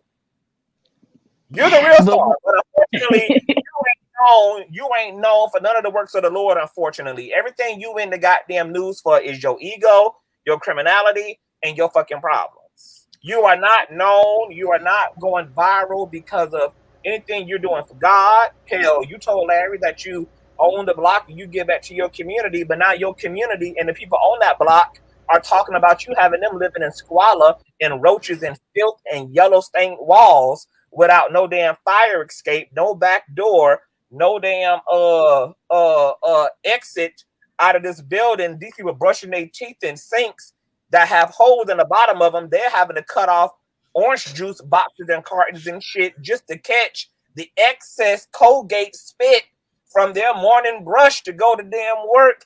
And you trying to double up on the rent from $800 to $1,400 a month. So he ain't tell us that part about the damn block when he was calling himself being braggadocious, acting like he doing other people a damn favor when he the only person benefiting from the goddamn prosperity gospel he called himself preaching. But I bet you one thing, Constance, he ain't gonna come for you. I see he left you alone. he don't want no smoke with you. I know he don't. You better leave you alone. Baby, he ain't gonna want no smoke with nobody up in this bitch. Okay? I you know what's so amazing? I don't even mind him getting motivated to give me the smoke, because the half a fraction of attention he gave me took this channel from 34 to 37,000 subscribers, baby. But I don't mind. I don't mind the free for promotion on the victory, because see, the wave is easier to ride because all I got to do is sit back and let a bitch run their mouth, and then we sit over here and grow accordingly. Conscious, I think you're giving him too much credit. I think you grew organically on your own. Like, you were gonna get those numbers no matter what. Oh no, well, let me be clear. People definitely know that it wasn't just a matter of him calling my name, but it was because a lot of people names get caught who don't grow because they ain't got it to grow with. So, you know, it definitely Speaking of that, it definitely took the substance to be present for whatever talking amongst the people, you know, that end up working for the king, but the king has to be a king in order for the kingdom to work for him. So yes, you know. Oh, so the king can't be wearing a tiara. He has to be wearing a crown, an actual crown, not a tiara. I got you. I got you what you're saying. But first of all, hi.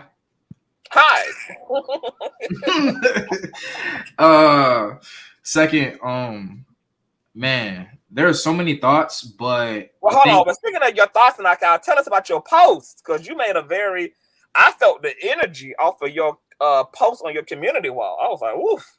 Yeah. Okay, so my whole thing with that post and this whole situation is I mean, I think me and you can kind of share really the same sentiment as far as like this being extremely overdone. Like if this was a steak, it would be burnt and cooked to a crisp at this point. Like it's overly done.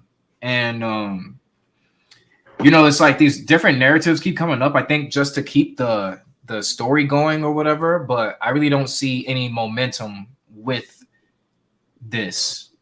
I also do see like this point of there are a lot of people who are saying these salacious things, right? And the things that they're saying, it's like if you go in and get yourself involved, or if you try to say something in like rebuttal to these people, you automatically put yourself in the line of fire. So doing that, you really have to consider if it's worth doing that or not. There's a lot of speculation about people being on payrolls and stuff like that, and that's just simply not true. A lot of it really comes from a sane group of people watching somebody get attacked, and a few of us have something to say about that. I just think that it can't be. Well, we made it to another Halloween without getting eaten. All right. I just think it can't be the people who aren't directly dealing with the issue. Like if you're not the one being talked about, therefore you're not the one that can pursue any kind of legal action or anything to like in regard to that, then I mean, I'm not gonna say leave it alone, but you take it on your own risk as to like really add your commentary to it and get behind it. I don't know, man. It's a lot of stuff that I think now I'm starting to realize the mental health aspect to it and how much it weighs on people and how much of a toll it can take on people. So it's like, don't take on a fight that's not yours, because I made that mistake. And I wouldn't even say like taking on a fight. Well, yeah, I can say that. Taking on a fight that's not necessarily mine, but standing up for individuals who, you know, can do so very well themselves, you know. It doesn't necessarily take somebody having to step in and be like the shield, or having to step in and be like, oh no, I got you. You don't have to worry about saying nothing or doing nothing. I really do think that is something that, you know, you do to yourself, because obviously you put yourself in that position, especially if the person didn't ask you, or like if it's not requested or something like that, you defend me. But also I don't think that it's something that should be that should be a thing. You know what I mean? Like if you feel like you should defend this person, that you want to defend this person, cool, you know, do that, but don't lose your sanity defending somebody. So that's just how I look at it. And that can really go for like, you know, Tarsha and Killa in that situation. It's really convoluted. There's a lot of noise. Somebody doing something. Sure, somebody is straightening it out, honey. Wait. Somebody doing something. Somebody is straightening it all out. Oh, I'm sorry, Con. Okay, yeah. Just mute for me, child. But yeah, it's the same shit. It's the same stuff that we hear over and over again. Sexuality, diseases, these allegations or whatever. You never hear anything new. You never hear anything that's actually substantiated. Everything is this hearsay bullshit. We can sit up here for you. Yeah, well, yeah, it's a lot. That's a lot of ignorance. Them niggas for you. It's a lot of ignorance. She should have shot this man in his damn head. That's what she should have did. Oh, but we're gonna be. Wait.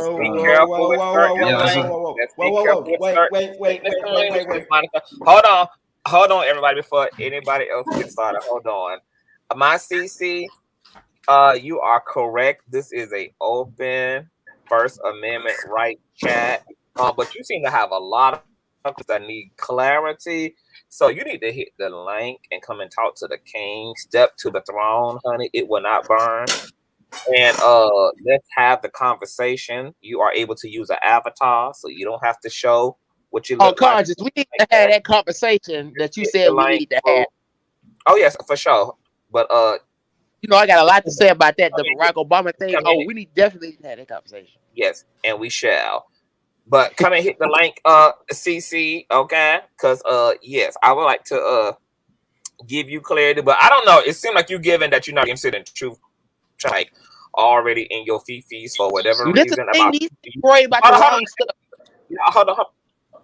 Hold on. It seemed like you're already in your fifis about people you don't even know. For one, I don't even know where Larry's sexuality comes into play. I don't know what his sexuality got to do with Tarsha Howard or Bishop Blackhead. I don't know why that is your point of focus. I mean, Larry don't plan on fucking you, so I don't know really what relevancy it is. He ain't fucking Blackhead or Miss Howard, so I'm not really sure where Larry's dick really is relevant in the conversation or his activities. Okay, somebody got to mute. Y'all are washing dishes and doing sonograms and all type of shit. Like, you got to mute if y'all gonna be doing all that in the background. This is the whole podcast. The whole lot. Hey, these niggas worry about the wrong shit, Con. They worry about the wrong. Hold on, Monica, because I gotta get back to the chronological order. Okay. Williams, then Keith, then my boo Monica, then knockout again. So talk with Williams. Welcome to the platform. Your thoughts on Tarsha Howard, sir? Well, welcome back. Hey, how you doing, Hi. I'm awesome. Oh my God, I have a lot to say. I actually covered this on my YouTube channel about a couple of weeks ago as I was uploading this. So here's the deal. We're gonna take this conversation down a spiritual direction because I feel as though that's the part that we're missing out of this entire conversation.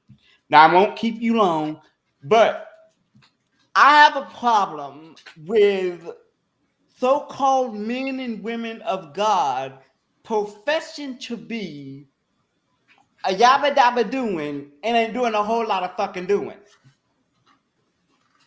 And one of the things that I'm increasingly frustrated by is the fact that this man claims that he is a bishop. I'm gonna get to Tarsha in a minute because I really feel like even though she's at the center of this, I feel like we kind of just she's like the main topic because we give a lot of commentary to Mr. Bishop, but tonight she's definitely the center because of her situation, right? So the killer, etc. Right. Here's the deal. While I don't agree with putting hands on a black woman at all, and I thoroughly condemn what this live Lamar did, I feel like Tarsha should have had better discernment when she walked into that building. In the sense of she knew she wasn't gonna be able to contain herself when she got into that building. She knew that at some point her emotion was gonna fly off. So at that particular point in time, it would have been better for her to just all together watch and then just leave. Don't make a scene. Don't do any of that. But again, I get it. You don't respect this man. You feel like this man ain't what he claims he is. I get it. but at the same time, you are also a black woman. Let's let that marinate for a second. Black women are at the lowest of the podium poles. So when we can start to get to that level, when we can start understanding what that looks like, then we can start to understand why, to me, this is a problem. Because are you surprised though, Williams, especially since he scammed a black woman allegedly out of $90,000 of her life savings? So I guess it ain't too far fetched to then go ahead and knock one upside the head while you at it. Yeah, and so to me, it was just wrong all the way around. I saw the video, I looked at the video, I provided my commentary on this on my YouTube channel. One of the things I said in that particular channel was on that particular video about this particular situation is that I felt like Tarsha shouldn't have done Killa like that. She shouldn't have called all of that thing and then turned around and told a reporter and then backstab your girl and backstab your friend, another black woman. I don't know her like that. What? Really? What do you feel about her apology today? Of if I was emotional, I did make emotional decisions, I was wrong for flagging your channel. If you are offended, I apologize. Do you think if you're offended is an apology? That was not an apology. That was not an apology. You don't go out of your way to halfway do it. If either you're going to apologize all the way through for what the part that you played in it, but don't be sitting around saying no. Own it. Own your shit. That's what we talked about last time when we did this live. When I was on here. Own your shit. Because at the end of the day, ain't nobody else gonna own it for you. You obviously were emotional. You obviously knew that you were not there to write. You claimed that you were there to write a book, but were you really there to write a book, or were you really there to cause a theme? Own it. Then, once the public, then we could see it. But for right now, you gotta own your shit, and you gotta sit in it too. You know something else, William, I'm thinking about? I think sometimes people who apologize actually be seeking understanding, but brand it as a apology. Because if I'm listening to what she said to Killa, she gave a context for her actions, which was, this was a lot for me emotionally.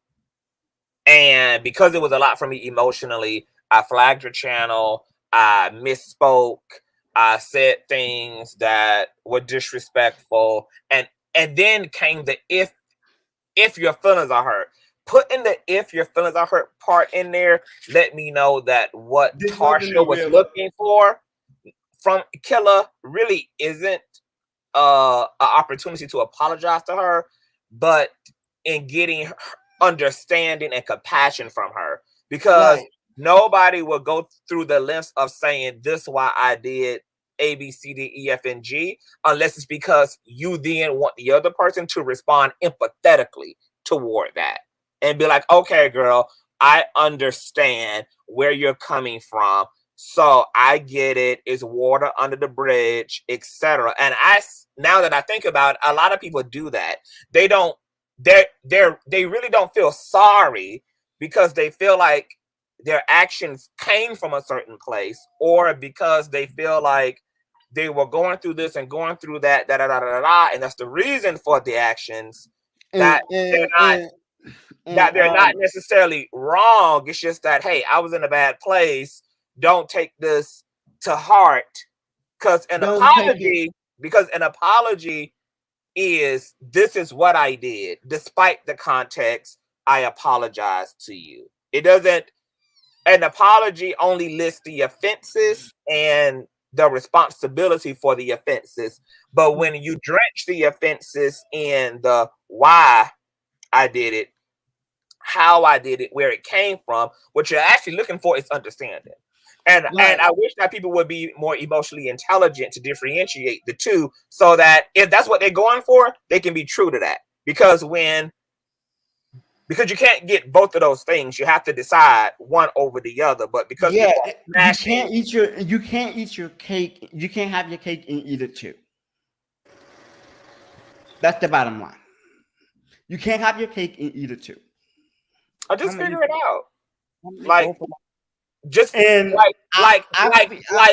I'm not really sorry for some shit because I feel like I had reasons to act the way I acted, or I had reasons to say what I say, then you just have to stand in that. You just got to be man or woman to say, hey, like, I did these things because I feel like you moved wrong, or because da da da da da da da da da da da da da da da. If you can understand that, then like we can be okay. And you know what I'm saying, like, because I'm not going to respond for the way that I reacted and responded to the you know situation. what, you don't, and you know, like I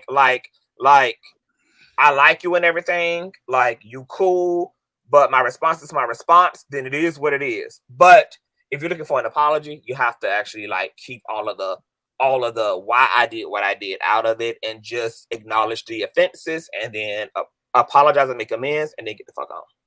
Yeah. I didn't see the apology today. I just saw your live and I said, ooh, they talking about Tarsha and Bishop Blackhead. Let me get on here and see what y'all talking about over here. A couple of weeks ago, do you remember us on that long ass live where we were talking about accountability? No, I tried to forget that live because it was too fucking long to remember. Yeah.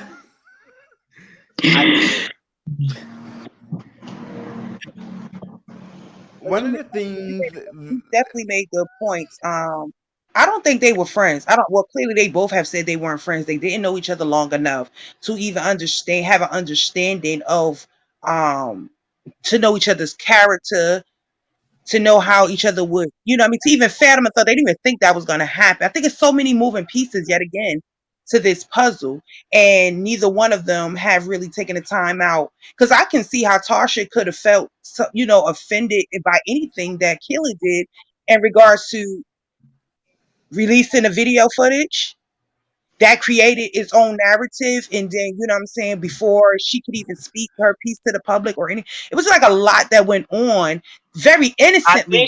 I think she also blamed Killa for even bringing the cameras into the sanctuary, because she says that that's the reason why she had to check the usher, or the woman, the female congregant who came over to them, because she came over to them to tell Killa to stop filming. But Tarsha was the one who like made it her business to check the woman. As a result, Killa didn't carry on with the woman when she came over there and said, hey, y'all can't film in here. And that's what people are saying when they say she's not taking responsibility for her actions. She's casting too much blame. Now today she did call herself apologizing to Killa, but once again it stood on the justifications of why I acted, and it also was met with the if you are offended, which you know clearly Killa is upset, and that Killa does feel away, and she knows that her comments about her kids and her family were unwarranted. So there is no if, ands, or buts about it. You were out of order. You were out of line.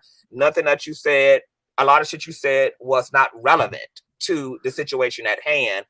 And yes, like, you did ass wrong. So you apologize for those reasons, and those reasons alone. Nobody cares about the order. Don't add a stipulation to it. Do not add a stipulation to it. Do not add it if, ends, or buts about it. Just say that you were sorry and own it. Because at the end of the day, that's all that really matters. Now, I understand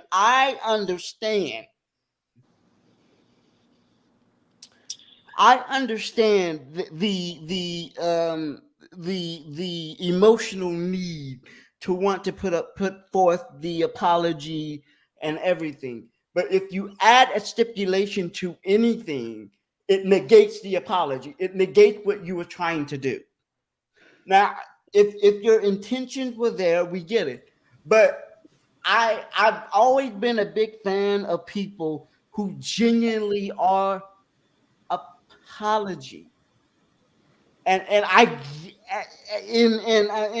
who genuinely feel that like they were wrong. A friend, to give you a great example, in my personal experience, I'm sorry if I'm going down a rabbit hole, but I kind of need to calculate this point. Okay, hold on. Before you do, because I don't want you to get too far down. Hold that thought. Let me get to some of the other panelists and get their initial thoughts on this, and then we'll circle back around. Okay.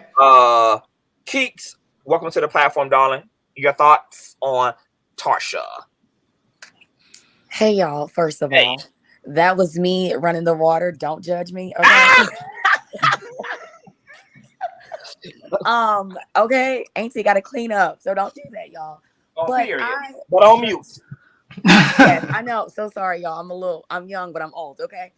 I just have a few points to make. I think with all the drama that's floating around and what's going on, I think we're missing that at the core of it all, Tarsha was literally physically assaulted, and it was shared across the nation. And when I was watching Killa's lives or videos, I was almost like agitated because in my personal opinion, I felt like she was going back and forth with the police. They were asking for the video.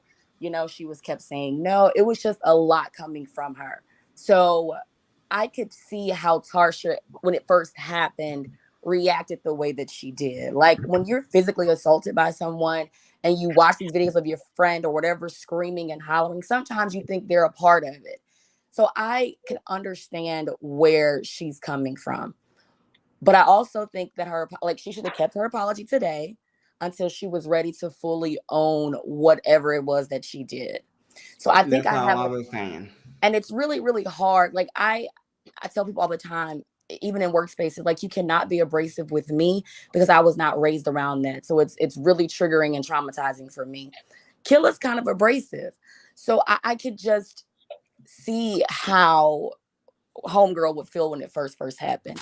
All this stuff that's going on, like you said earlier, to some extent, is just them being a casualty. Like people want to see this fallout, around the world to remove the attention from the man that we do not call Bishop. Like we're losing focus. He really did physically assault a female, like a Black female, regardless, or a female in general. And no one's talking about that. Now we're talking about the situation between her and Killa, which all could be avoidable in a few months once they've calmed down, thought about it.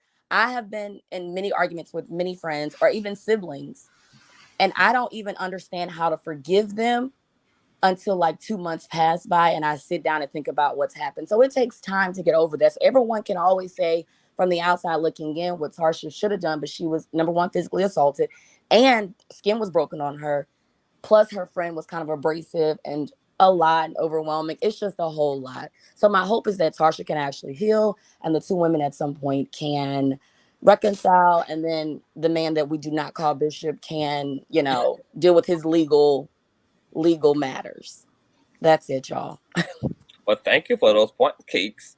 Great talking points.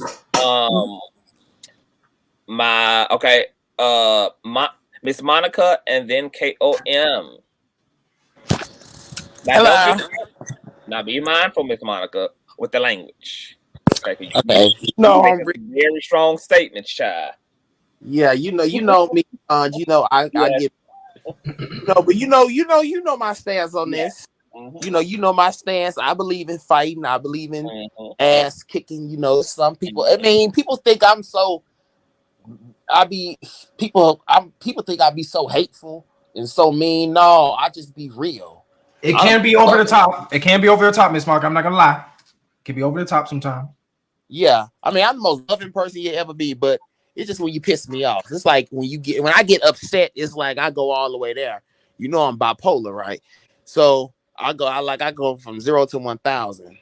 And she should have not let this man. Well, she should have defended herself. She had the right to defend herself. She should have had something in her purse.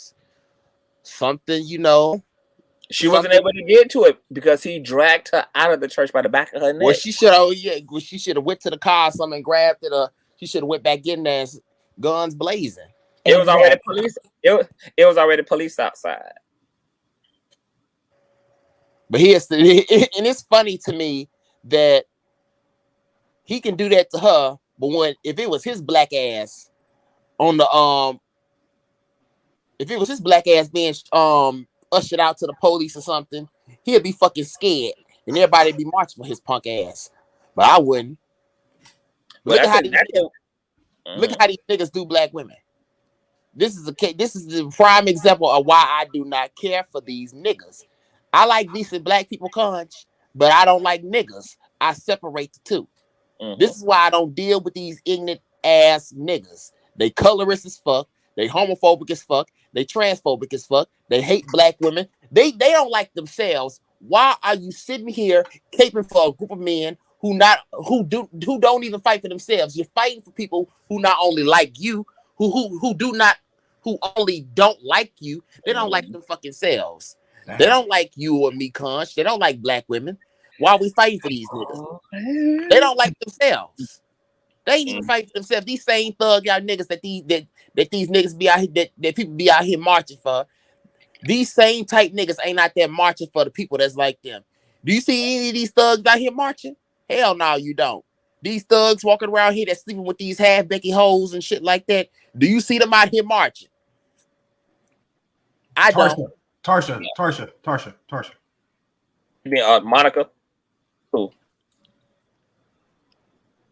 Are you saying Monica? I just want hold on a minute. Hold on. Do you are you saying Monica that we don't see the same black men who we be defending and standing up for and putting our lives on the line by marching for and rallying for and boycotting? Hell no, you don't. Doing that for us as LGBT or as black women, etc. No, not even for themselves. Other cishet black men, they ain't even march for other cishet black men, let alone black women and black LGBT folks. I don't see them doing that. Well, we clearly know nobody standing with Bishop Liar. Ain't not a person standing for a conference. Niggas, I don't see these niggas standing for that man. Hell, I only listen. I fucking do it. Nobody on here like Bishop Blackhead, okay? Nobody on here should like these niggas either. I'm just saying. And Conscious, Conscious, you said something to me, and I appreciate you being honest with me. You called me out, and I don't have a problem with you calling me out. You know, you can call me out. I ain't gonna get mad at you, Conscious. I ain't gonna go off on you. You know, it's all in love, child. But you call me a colorist and stuff. I mean, you calling me out, and I appreciate that, you know. But you know, I would call out the folk I love. Well, I call out everybody, but I definitely call out the people that I love. And I appreciate that. But it's just like I say these things because these are the same things they project on to these men project on to us. So I try to do it for them so they can get a taste of their own medicine. You know, I want them to have a taste of their own medicine so they can see how it feels. It's hurtful that the shit that they say about black women. It's hurtful for the shit that they say about black LGBT folks and the shit that they do to black women on a daily basis. That's hurtful. So I want them to see how it feels to how that pain feels when it's I want them to understand how that feels. Maybe if they understand how that felt, then they'll wake up and smell the coffee. But you got to show it to them in order for them to understand. And that's what I try to do. You know, and I think once you showed it to them and they get a taste of it, then they'll be able to wake up and realize that it ain't so fun when you are the ass of the fucking joke. It ain't so fun when people calling your ass a crispy ass black nigga. It ain't so fun when somebody's saying colorist shit about you. It ain't so fun. I want them to realize that. It ain't so fun when you walking around here being treated like shit. It ain't so fun, is it? I want these niggas to feel that. Let me ask you this question. Do you believe that Tarsha bears any responsibility in what transpired between her and the bishop? With her knowing his track record and his history and all of that, coming into the space, do you think she made good judgment by entertaining him and going up to him, even though he asked her to come up to him and all of that? Or she should have just walked away from the situation, but and just left. I get. Can I say that I don't think she was wrong at all? I hate to say it. I think yes, I don't think she was wrong at all. I think I don't think she was wrong. I think I only think she was wrong for the outbursts, but everything else is just like, I mean, Well, see, I agree with Keeks. Okay, so like, go ahead. Oh, and I was just saying, I don't think she was wrong, but I do think that if you are spiritual and you have discernment, and from what seeing his character on the internet, it's obvious that he lacks all understanding. So there was no point in her, I feel like, engaging with him. But as far as her going to the church for research and to be an investigator, I think it's fine. It was many other women I saw on TikTok that weren't Black that was at his church recording it, talking about it. So I don't think she was wrong. I think with her supposedly being as spiritual as she is, she should have saw the bait, I feel like. And again, I want to be very, very careful with speaking about what people should do. But if it were me, I think I would have probably walked away knowing his character and who he is. He's always looking for a moment, and you just can't give it to him. And by the way, before I go, it's mind-boggling how he likes to call people ugly, but like he is literally physically ugly, like not attractive at all. So it's mind-boggling about look that. at him. He looks like a burnt meatball. Like, look, he looks like a burnt meatball. And it be these ugly niggas, they got the most shit to talk. That's another trick daddy. He Like, really looked like a Trick Daddy greased up Jr. pork chop, if you ask me. Yes. Well, y'all know, like a burnt it's some meatball. people, but y'all know it's some people who are here for them. It's some people who are here for that square jawline and them greasy lips. Well, it ain't it be these ugly. It be the ugliest niggas. Let me say this real quick. It be the ugliest niggas. This is probably why these niggas so colorist, because they know they ugly as fuck. Had these niggas look like shit cockroaches. Okay. All right. So here I see. They look like shit cockroaches. I mean, they look like dog shit. Damn. They look like shit statues. They look like shit. That's probably why they so fucking colorist, because they know they ugly as fuck. So they try to rub that insecurity off on Black women. Conscious, can I make my point real quick? I gotta go. Okay, me too, y'all. Bye. Okay. So Monica, I'm so sorry, but you had really good talking points. And I'm not trying to like navigate away from anything that you talked about, but going back to Tarsha and the situation, right? As far as Whitehead and his character, I think she should have took note that he's a very fearful person. He lives his life in constant fear because of the things that he's done in the past. And I think that's overlooked a lot of times by people in their commentary and like how they look at him. He obviously is an insecure person. We see that with him having to compensate with what he wears, the brands and all that stuff, the money, the flashiness, blah, blah, blah, right? But he's a very scared individual. And Miss Monica, going back to your talking points about, I mean, yeah, you could say niggas, but a lot of Black men are afraid of each other. And with that being said, you have a lot of just random shit happening, like Black men calling the police on each other, Black men shooting each other. That ain't my problem. I don't deal with them niggas no more. Right. You know? Right. I ain't dealt with them before, but I just let them. If they want to kill each other, I just leave them alone. Yeah. Don't get involved in them. You got to let these niggas fix their own problem. Stop trying to fix their problem for them. If they don't want to fix their own problem, let them go.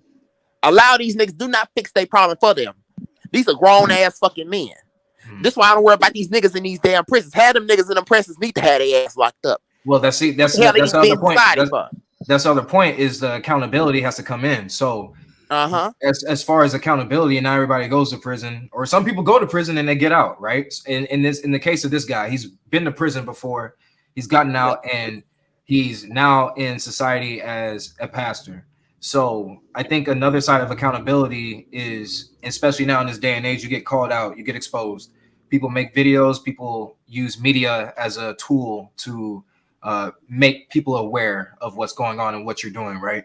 So I think that's what Tarsha's goal was in going to the church, was to expose it in real time. And I think Killa's recording is something that's going to naturally happen if you're going to approach a situation in that way.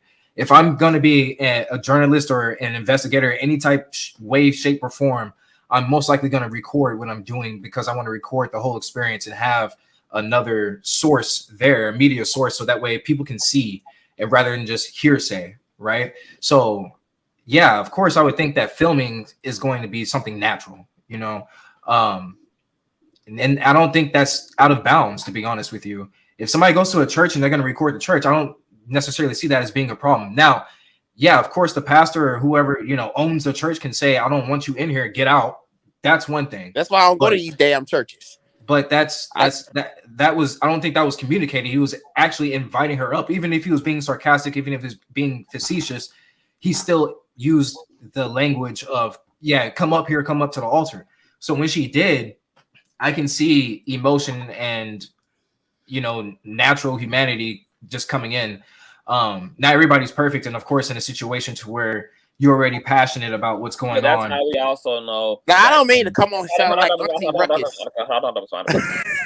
that's how we know also that he's not there as a man of God. He's there as himself. Right. Because if he was there for the Lord and had the Lord in him, he would have never escalated things between him and Tarsha, because that's something that his human nature would have done, not his divinity. That's only something that the frail male ego in him would have done. That's something that only his sin nature would have done. Had he actually been there on behalf of God and with God in him, he would have never ever escalated the situation with her. There would have been no room in him for petty. But that's also why I equally said that about Tarsha as well. She came there as Tarsha. She didn't come there as a prophetess. She put the prophetess mask on to disguise her petty once it was showtime between them. But had she actually came there with God in her as well, she would have never co-created with him in that pettiness. But what I can at least say in her defense is she didn't come as a woman of God initially. She came as Tarsha. Exactly. And that's why Tarsha showed up and showed out. Well, but he was the one who was supposed to be in that moment representing God, in that moment being the man of God. And so his behavior was very telling of the fact that clearly, you know. Well, CTV, this is the thing that I want to touch on. She should have just. I just believe she should have just shot him. We're talking about spirituality in one vein, and then we're talking about journalism in another vein. If we're talking about an investigation, how do you show up spiritually to do an investigation? It could have been both balanced. I mean, you can do two things at once. I understand, but I mean, I think those two were like so far on opposite sides of the spectrum that you would have to be a Christian. You could be a Christian police officer. You could be sure, but are you going to be showing up and talking in tongues and then trying to perform an investigation at the same time? Because how do you accomplish the investigation if you're going to fight or if you're going to argue or knockout? You could sit there and take notes. You can still have a spiritual perspective, you know, being calm, handling yourself in a way where it does not bring you out of your character. That's all things of spirituality, you know, being balanced. You know what I mean? Actually, discernment to see the energy in which he was projecting. She could have silently, you know, rebuked that spirit and not came out of her character. However, that's what Conscious is saying. She operated in her flesh. She was nowhere operating in the spirit. He was he's clearly been operating in his flesh this whole time since he's been brought to the public's knowledge, you know, attention.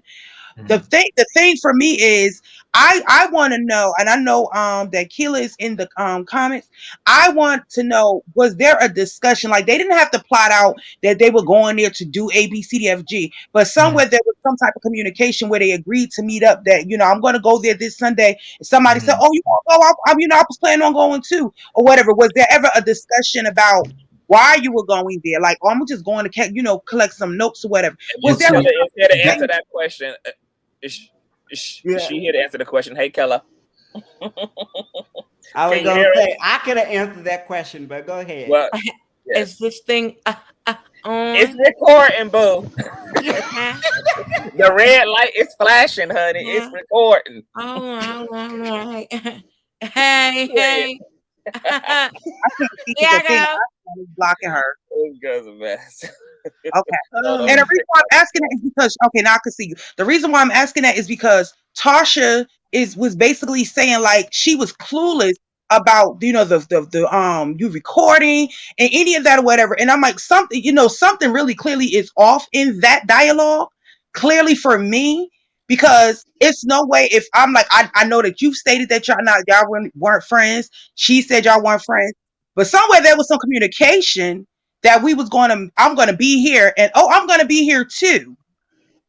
Somewhere there was some communication. Well, clearly there was. Shout out to the Killa Gang. She asked if she could accompany me. Anybody who watched me know that I was eventually going to pull up on him.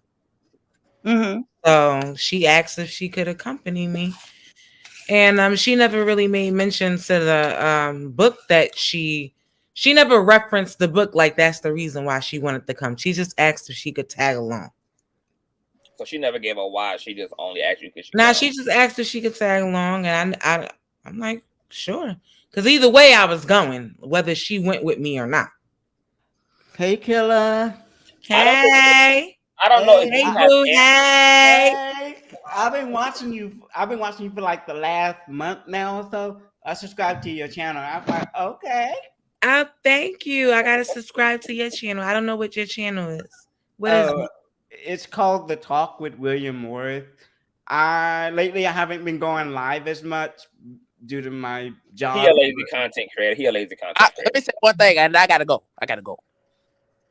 Yes, Miss Monica. All right, just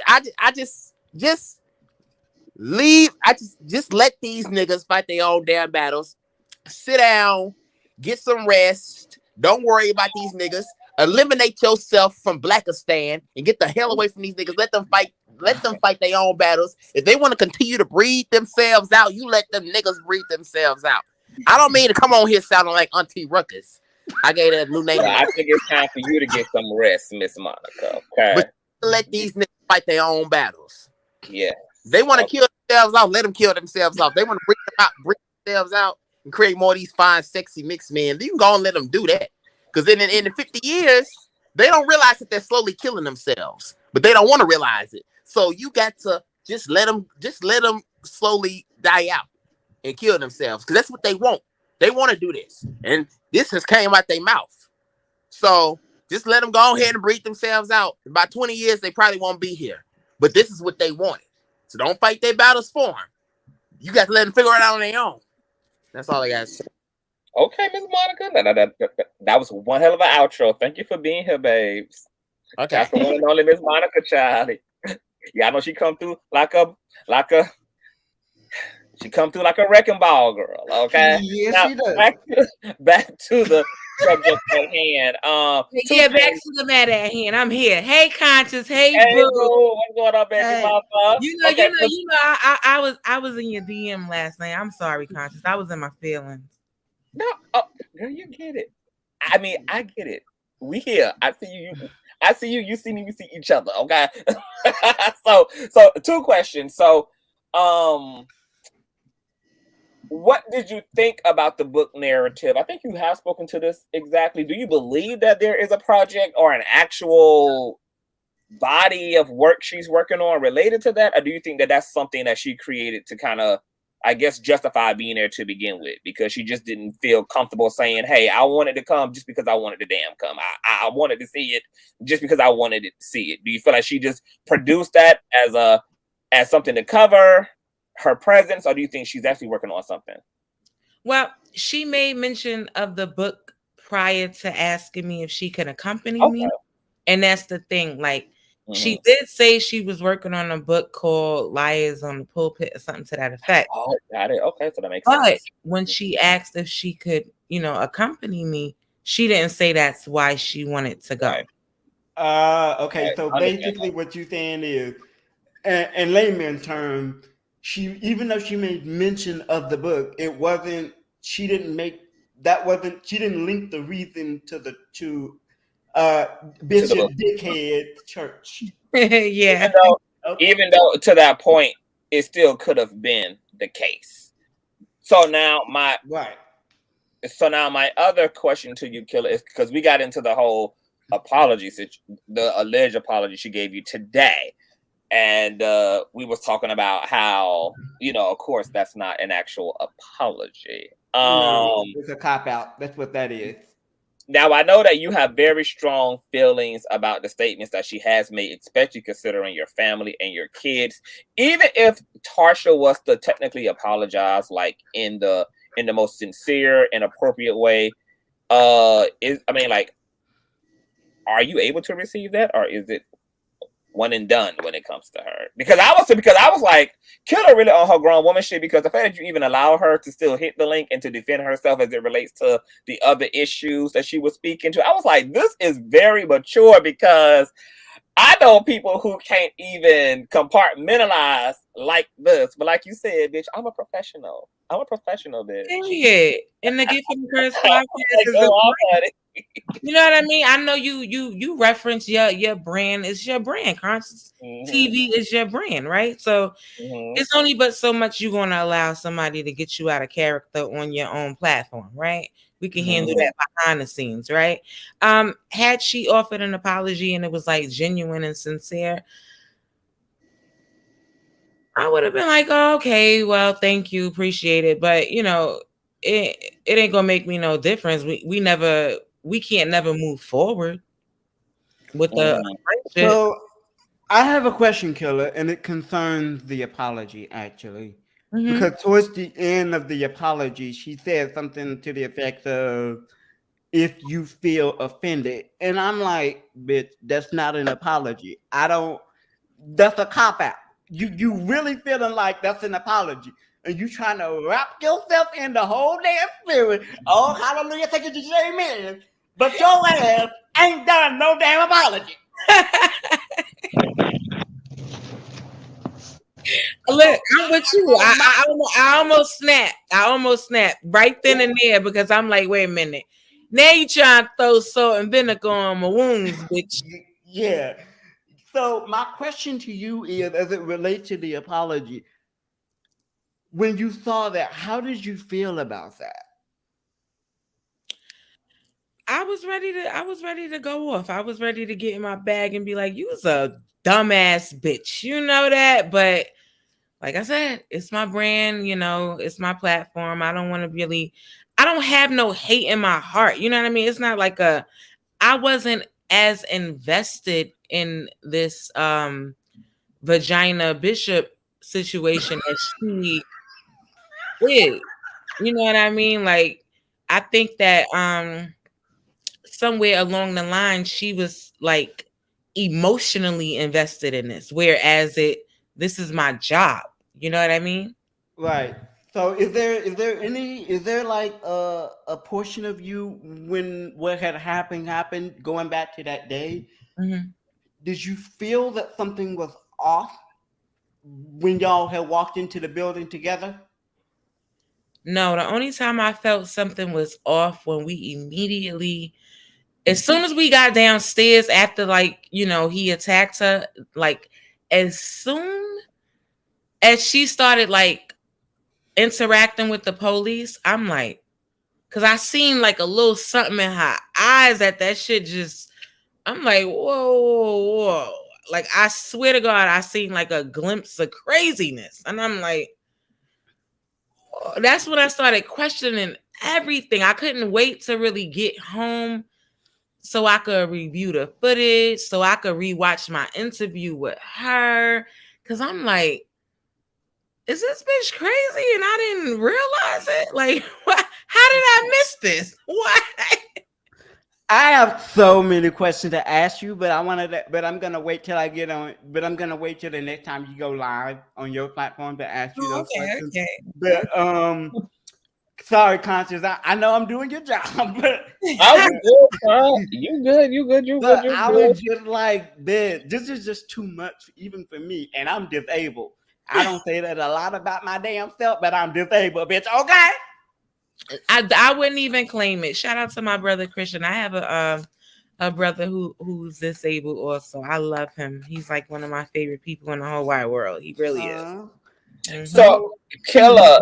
So, okay. So, what do you feel about some of the criticisms that you were too brassy and kind of harsh when it came to the plight or the situation with Tarsha? Like, what do you say to the people who feel that you could have been more compassionate or understanding to what she was facing when it came to what happened to her with Bishop and then going viral and all of the conspiracy and controversy around that and da-da-da-da? Suck my dick. What about me? Are y'all dumb? I feel like what about me, Conscious? I was traumatized, nigga. Are you dumb? So Killa, I was one of the people, so I don't know. I'm learning all about this. Her talking about it wasn't just you, Anya. It was no, it's a whole segment. It's a whole. Yes, I'm gonna address on my because I was one of the people that said that, but I'm like all this extra stuff about her talking about your family and all that. This is new news to me and everything. So that in hindsight 2020, that can add, a little bit more understanding on my behalf on why you because I'm from Jersey, I'm from North. So I was saying subconscious, like, you know what I'm saying? Like I identify with the brolic, the aggression in your tone and everything, because that's just that up north type of thing we do and everything. And I also stated that it's something that I identified that I really don't care for, like within myself. Because I just want to be softer. You know what I mean? Just me personally. So I do come across a bit rough, but I think if people go back and rewatch the footage, right, they'll see the type of energy I was there on. I really was there on. Killa, I spoke to that too because I felt like that you also indirectly were like affected too by what happened. I don't think that you went there with the intentions. I watched like most of the videos that happened before that. So I definitely saw both sides. I just didn't like, okay, I can see how she initially felt some kind of way because the footage that was released, she, it was a point where you guys were separated. She went to the precinct. You didn't have no contact with her, whatever. So when I guess by the time she got released or whatever, now everything's out there. So she haven't had no time to communicate with you. And now there's already a narrative out there. That wasn't the case because I had when she reached out to me the next morning and was like, oh, I was locked up. I was in the bookings. I was like, what the fuck?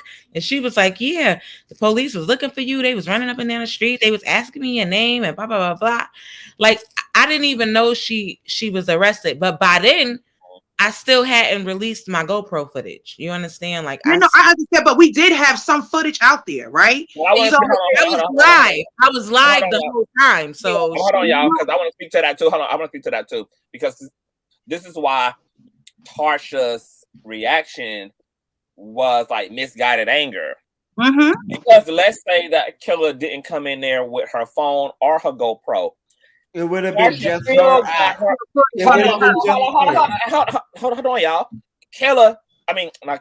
Tarsha still carried on knowing that at least he was live streaming the entire service to online viewers. So she was aware from the beginning that somebody's camera was rolling, whether it was her homegirl Killa or whether it was the bishop himself who had the green light on go. And she still proceeded. So she should have went in knowing that there was always a 50-50 chance that this footage was going to be released and it was going to go viral. After all, he was on her radar because he was already in the media. Right. So, You know? Killer, this is my question as it pertains to the camera footage of that event. Do you think that's the reason why she was kind of like mad at you afterwards? Was because when you said, because I seen all your live stream, girl, when you said, and I quote, "Look at here, bitch. I'm about to release this damn GoPro footage." So just showing you, I'm just letting your ass know. Do you think that's what set it off for her? Was she was just like, the fuck you doing? Yeah, because she texted me and was like, wow, I would never think that you would do something vindictive to hurt me. And I'm like, what? But you know what it gave? It gave a religious fanatic. A lot of people that are like super heavily religious and not spiritual usually act out in a religious manner, not necessarily spiritual, which is i.e. their flesh, right? So for me, I can see, because she just all into herself, and the, you know, with everything that came, I can see her on how she's unraveling. What I don't agree with is the fact that whatever was said about your family should have never been said. I don't even know what was said, but it just should have never went there, whatever the case may be. And as I stated earlier, I'm just really disappointed that two women, regardless to who was right, wrong, and indifferent, I just don't like to see that you both was in a situation that actually should not have happened. I don't want to deny the assault that happened to her, or whatever the case may be, but I just don't like that it got to the point the way it is now.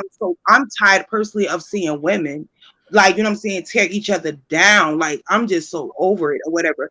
Wait, And I gotta stop you right I'm there. not saying you're like, I didn't say you contributed. I'm just tired of seeing it. Oh yeah, well, I get that, but you know, big trouble in the building.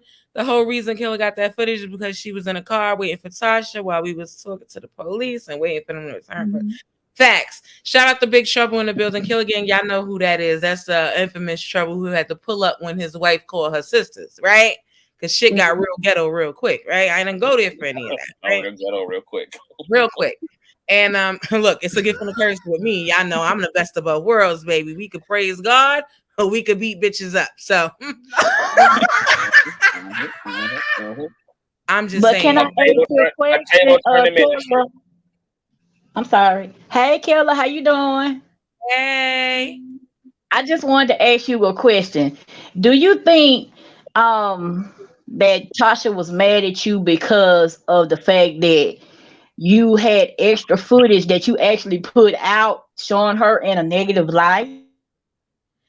Yeah, I think that's what it was.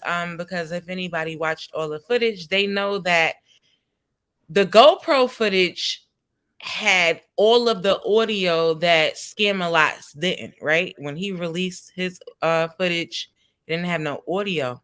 So what I did was, you know, I provided audio to his footage also, right? So you get to see immediately when shit went left, when she's like, go back to your lying sermon. Yeah, it's like, you know, I don't think she would have gave you an apology. I don't think she would have gave you an apology if that footage wouldn't have been out. You see what I'm saying? So I feel like it was a half apology too. So anytime anybody says I apologize, if you feel they're not taking accountability immediately right there, right? The accountability is immediately snatched as soon as they put it back on you. I literally just said that. Right. And it's like, you know, people want you to feel like you wrong. It's like a guilt trip. She wants you to feel a certain way because you put the footage out. But I'm looking at it like this. That's too perspective. She got upset. No, she got upset. I would tell you, and Cece had just hit it. She got upset once again, misguided anger. She was okay with the footage that went viral because it only showed her to the front and getting dragged. The issue was the footage that from the Killa GoPro. had showed everything in its entirety, and then it didn't look so much like the prophetess was solely the victim, but she thought Killa actually put it out with that intention when Killa was just putting out the footage and was putting out the truth and just putting out what she came there to record. Well, I was putting it out because I was going to sit on it for a little minute, you know, a little more, right? I managed to hold out until the vagina put his footage out, but with that, right? At that point, it was like, wait a minute, this shit is getting spent to where people are saying that I went in there to cause trouble, and that wasn't the case, right? And so, your heart is so good, Killa. I mean, you have good intentions. Well, from the first time that you put that stuff out, you could hear that you're doing.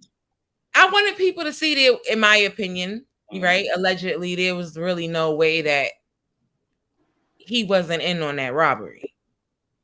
Yeah, I said it. So it links back to the robbery. That's why you went up in there, just to see if there was a Yeah, because I've been lined up and I've lined niggas up, plenty of niggas up. So I know how niggas is coming in a real robbery, right? So I want to go. Hey. I'm being real with y'all. I know this is a long time ago, allegedly. Everybody got a pass. Don't judge me. Judge your mama for not keeping it real about her. That is. Hey, listen, I don't shoot the messenger. I was just like, hey, now, come on now. No, I'm but talking see, to God is gonna bless you, Killa, because you had good intentions. Y'all are still confused as to why I was there. Then we got King Dirty Dreads over on his platform. Okay, with his Burger King crown coming for me. Okay, I was there to do a fucking job. I wasn't. How y'all keep saying I was interrupting a spiritual service? That was a fucking event space, and it was time for them to wrap it up anyway. They had a baby shower coming right afterwards. So what are we really fucking talking about here? But how did you disrupt it by sitting still and just recording? Like, what was the disruption at?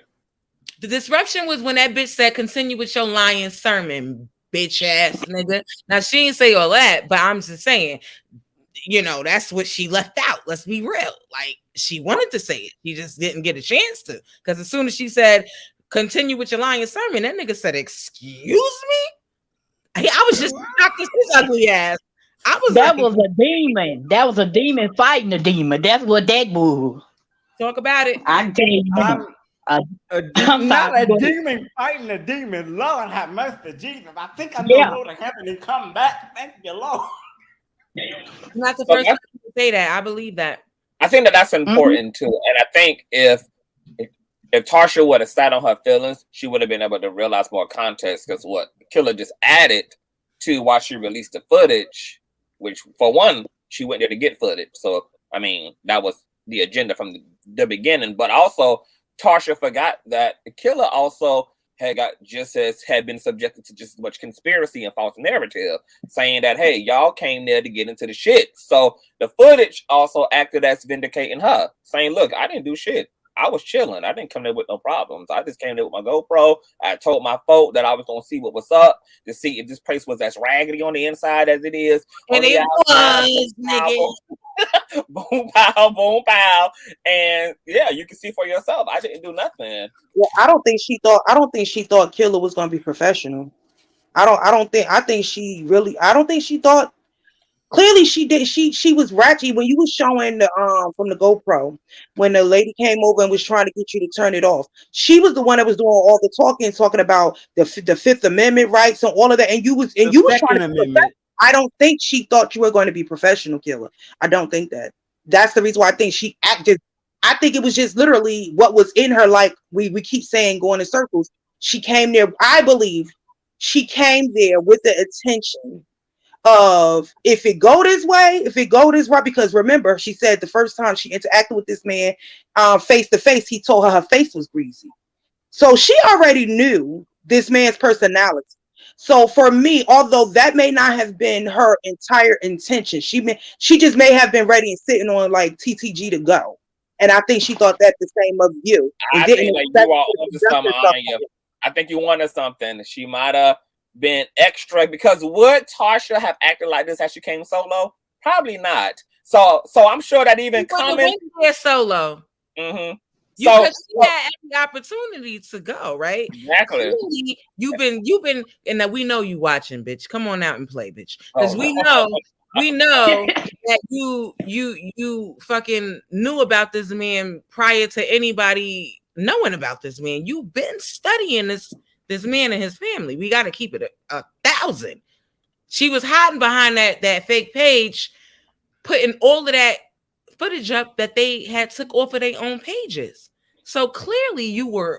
Are you talking about what was on IG? The victims of that was I'm not gonna lie to you, Killa. I thought it was you. Wait.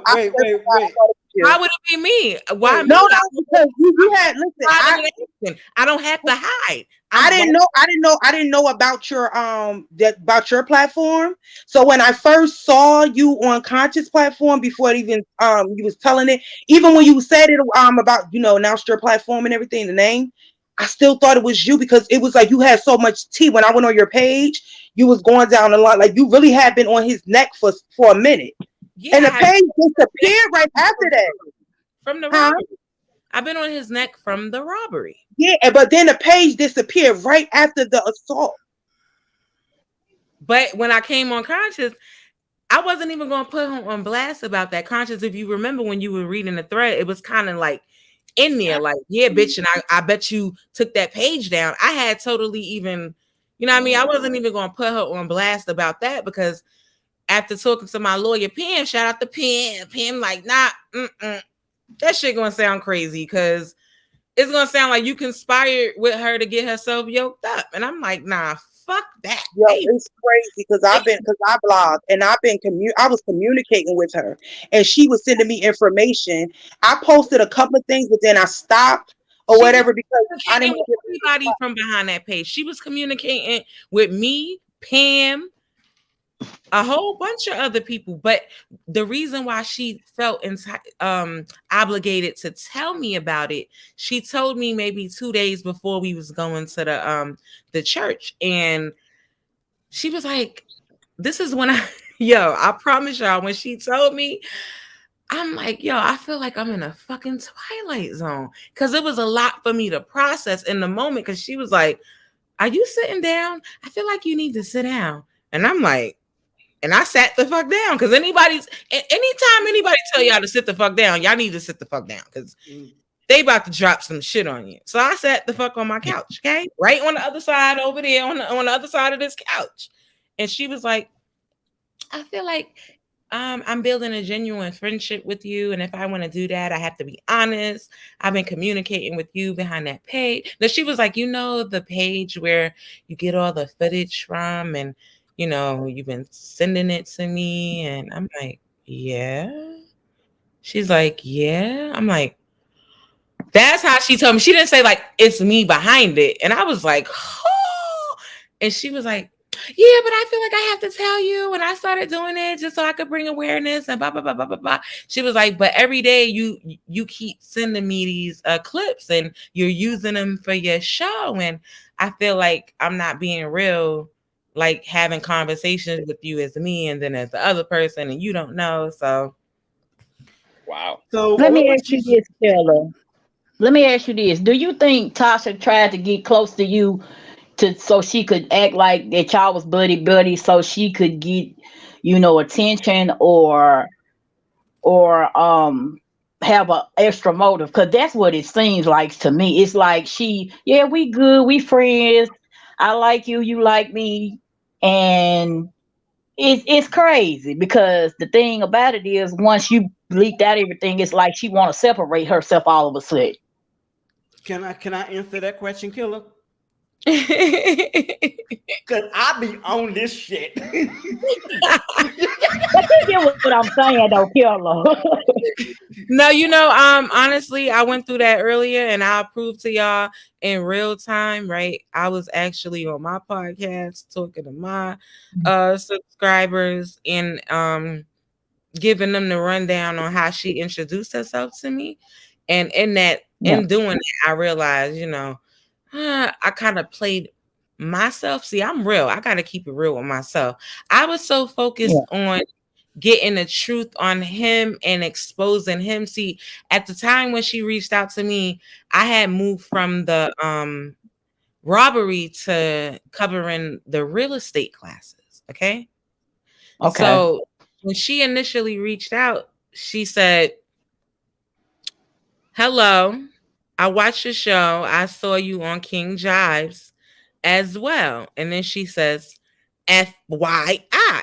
And I don't like when people type in all caps to me. So she was basically telling, her introduction to me was saying, "For your information," and she sent me a screenshot of her. And look, when she sent it, and I've noticed it on my podcast. Like I told y'all, I was just really trying to get the story about the classes. And she was telling me, basically, for your information, I checked Pink Nerdy Panda, whatever the girl name is. No offense, shorty. She had checked her because apparently in her reporting on Scam-A-Lot wearing the fake ring, she went in shorty comments and was like, "Oh, you're reporting it wrong. That's the wrong person." Bah, bah, bah, bah, bah. Now, when she first hit me, like I said, I don't like when people type to me in all caps. So I must have been like, "Okay, bitch, I don't care." And I never responded. So weeks later, she hit me again. And this is how she piqued my interest, right? Because I never responded.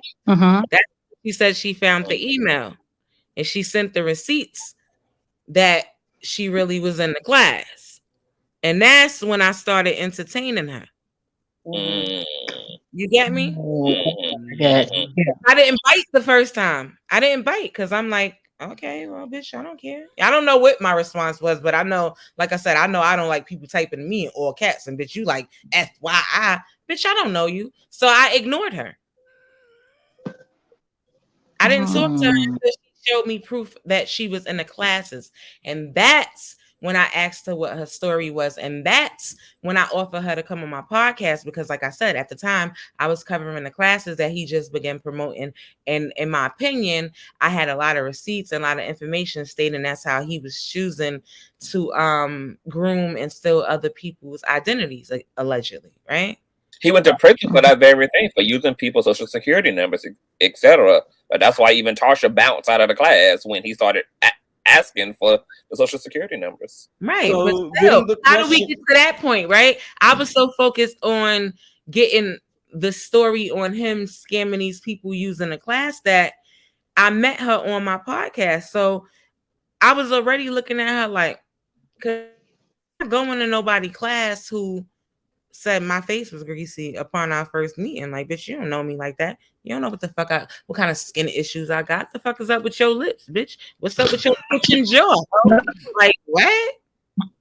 I'm sorry. I think that probably added because, like, if you doing a body of work that's centered around exposing somebody, then that's like good shit for your book. Like, let me tell you about this nigga. This nigga insulted my looks. This nigga tried to get my social security number. This nigga put his hands on me. I mean, she really got a bang for her buck following behind this story. I mean, no pun intended with bang, but I mean, this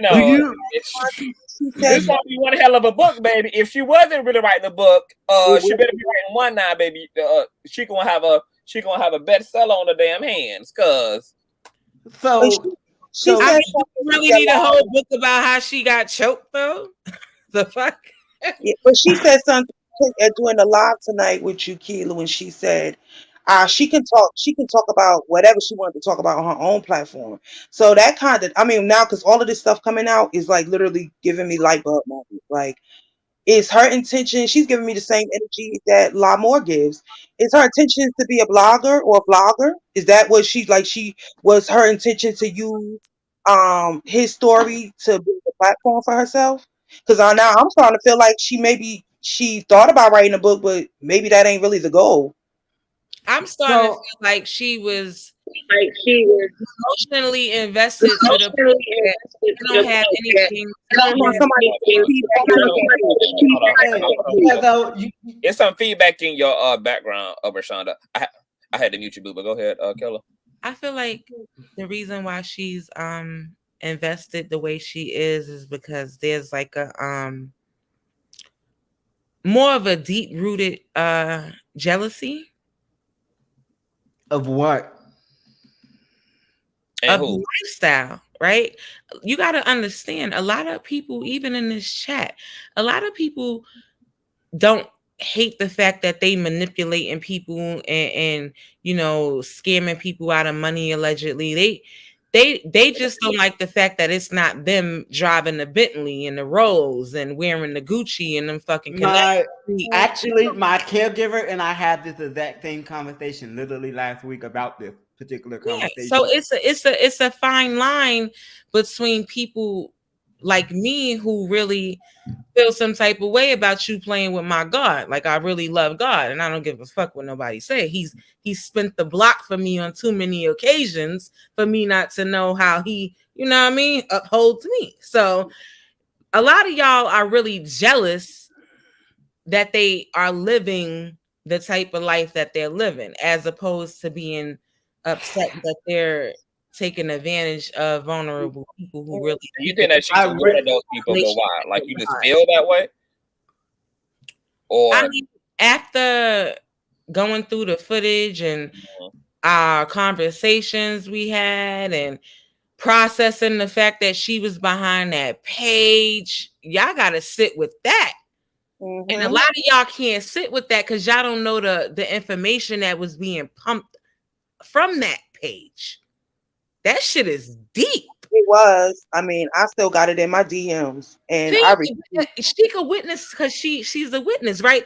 What I don't know if you would notice that on particular day. Let me tell y'all why I was like, oh my God, I can't believe this.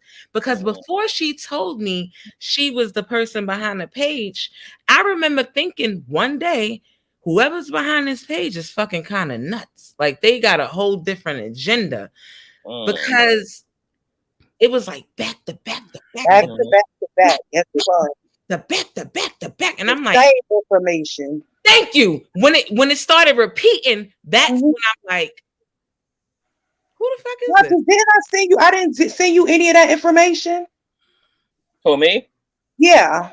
You might have did. I must go back and check now because you might have did because I get so many DMs. I don't know because I think she deactivated the page, but I know I posted. I posted two things she sent me, but it was so redundant.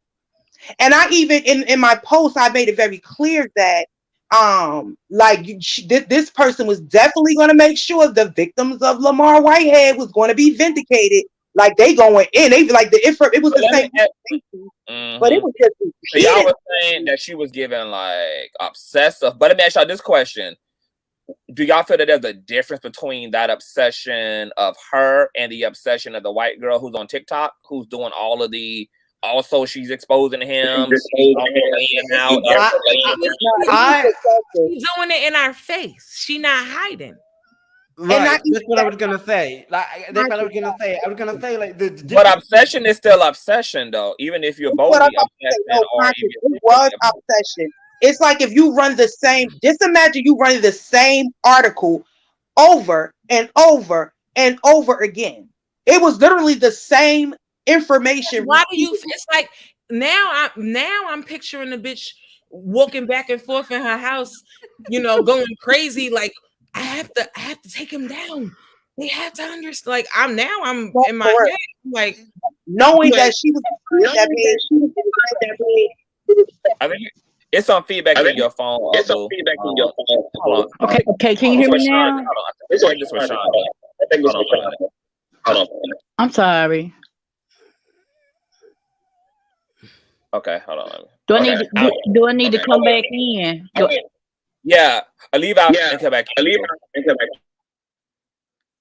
I'm okay. Anya, go ahead. Oh my God, no, because this is like a whole revelation. Like, oh my God, and it has totally changed my whole opinion of this woman. I'm telling you, it was obsession.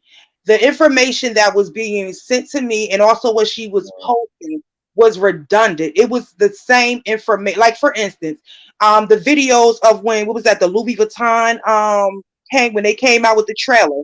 She posted that like 7 times repeatedly in her stories, but then also it was like every day the same video, the same information every day, and then new day, here we go, same information.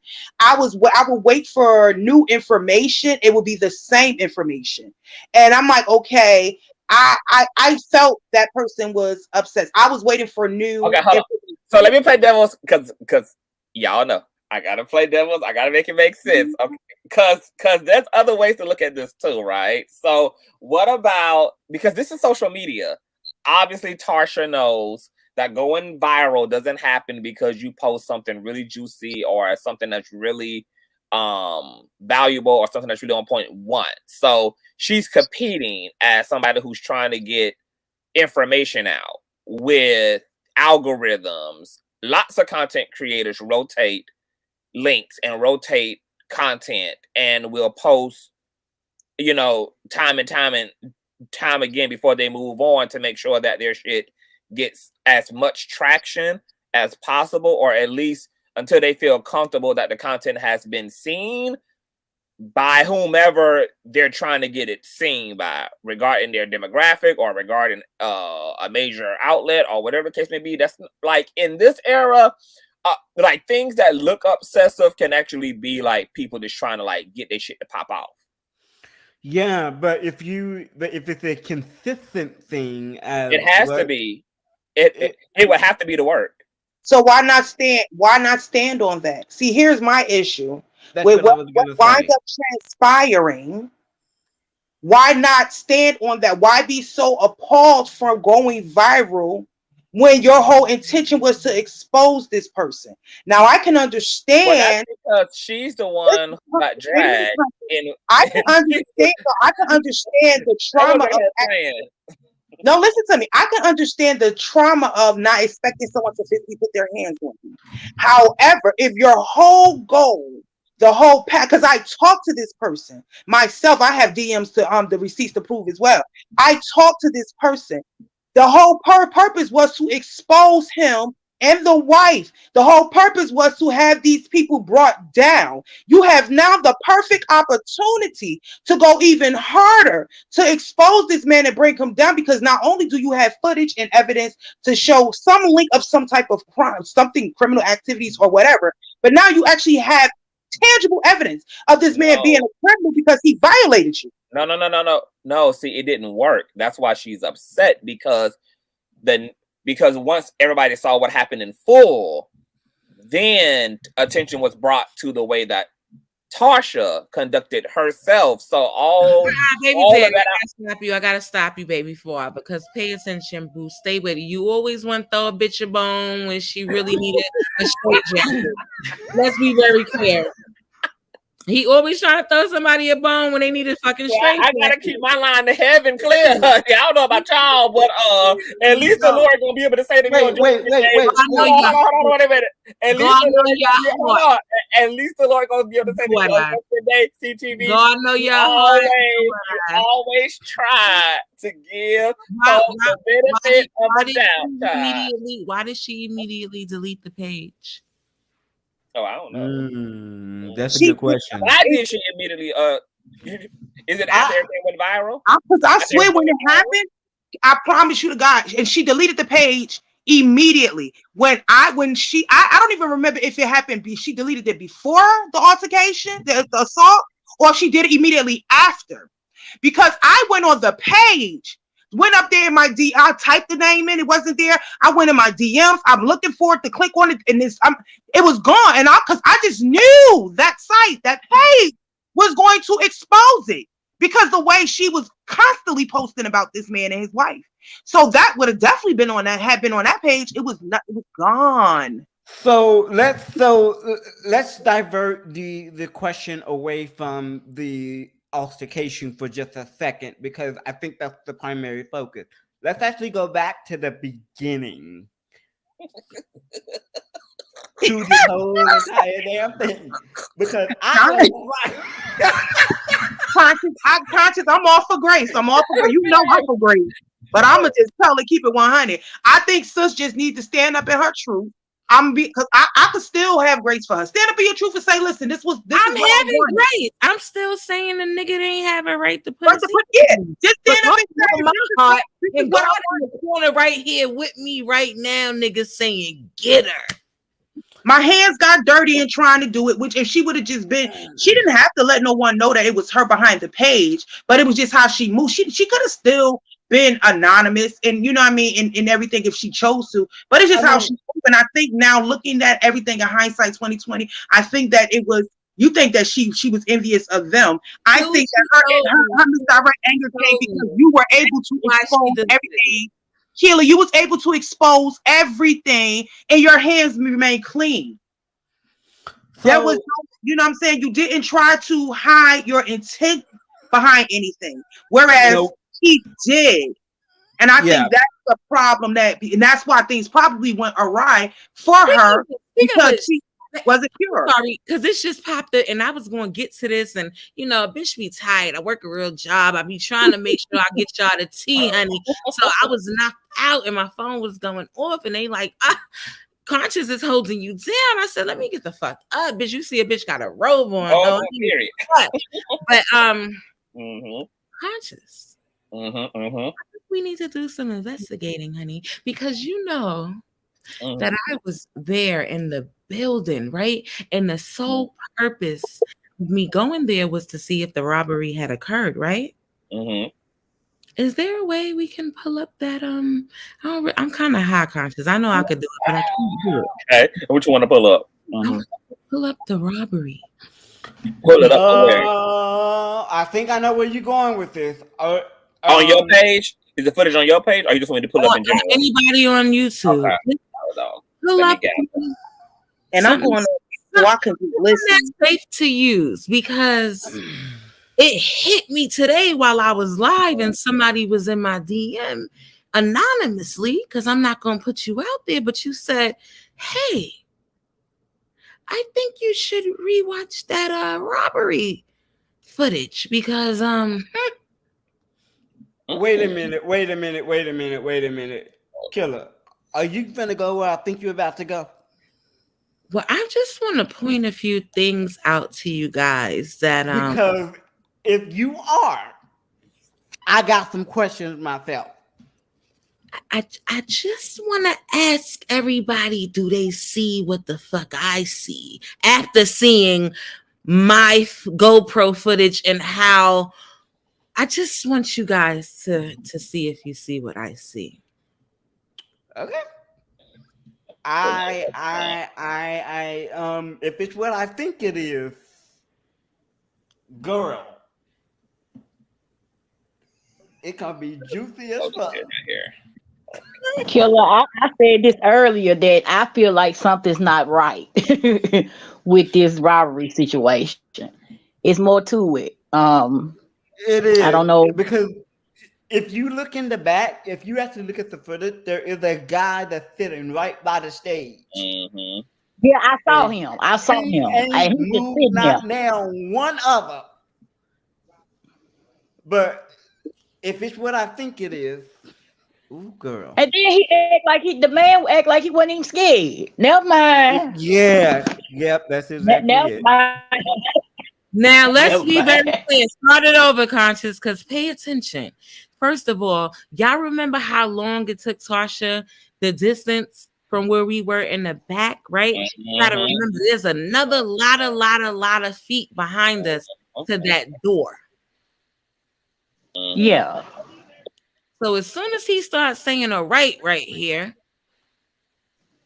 you seen these niggas before they even got inside, right? But what's not sitting right with who moved the camera like that immediately? Because the camera is right in front of him. Could that have been the robbery? The robbers, I mean? No. Yeah, because I thought that initially it might have been the robbers had brushed past it because it was sitting right in the aisle or whatever. And when they ran it through it and around it, that they might have either the velocity from them running past it or they might have grazed it accidentally. Well, y'all better watch that GoPro footage and watch that distance between us and that fucking iPad that he was recording from. Or maybe, I don't know how the floor is made, but maybe when all they big asses hit the damn floor at once, it caused a goddamn earthquake in that motherfucker and whatever the tripod. Nah, that was no. Pay attention.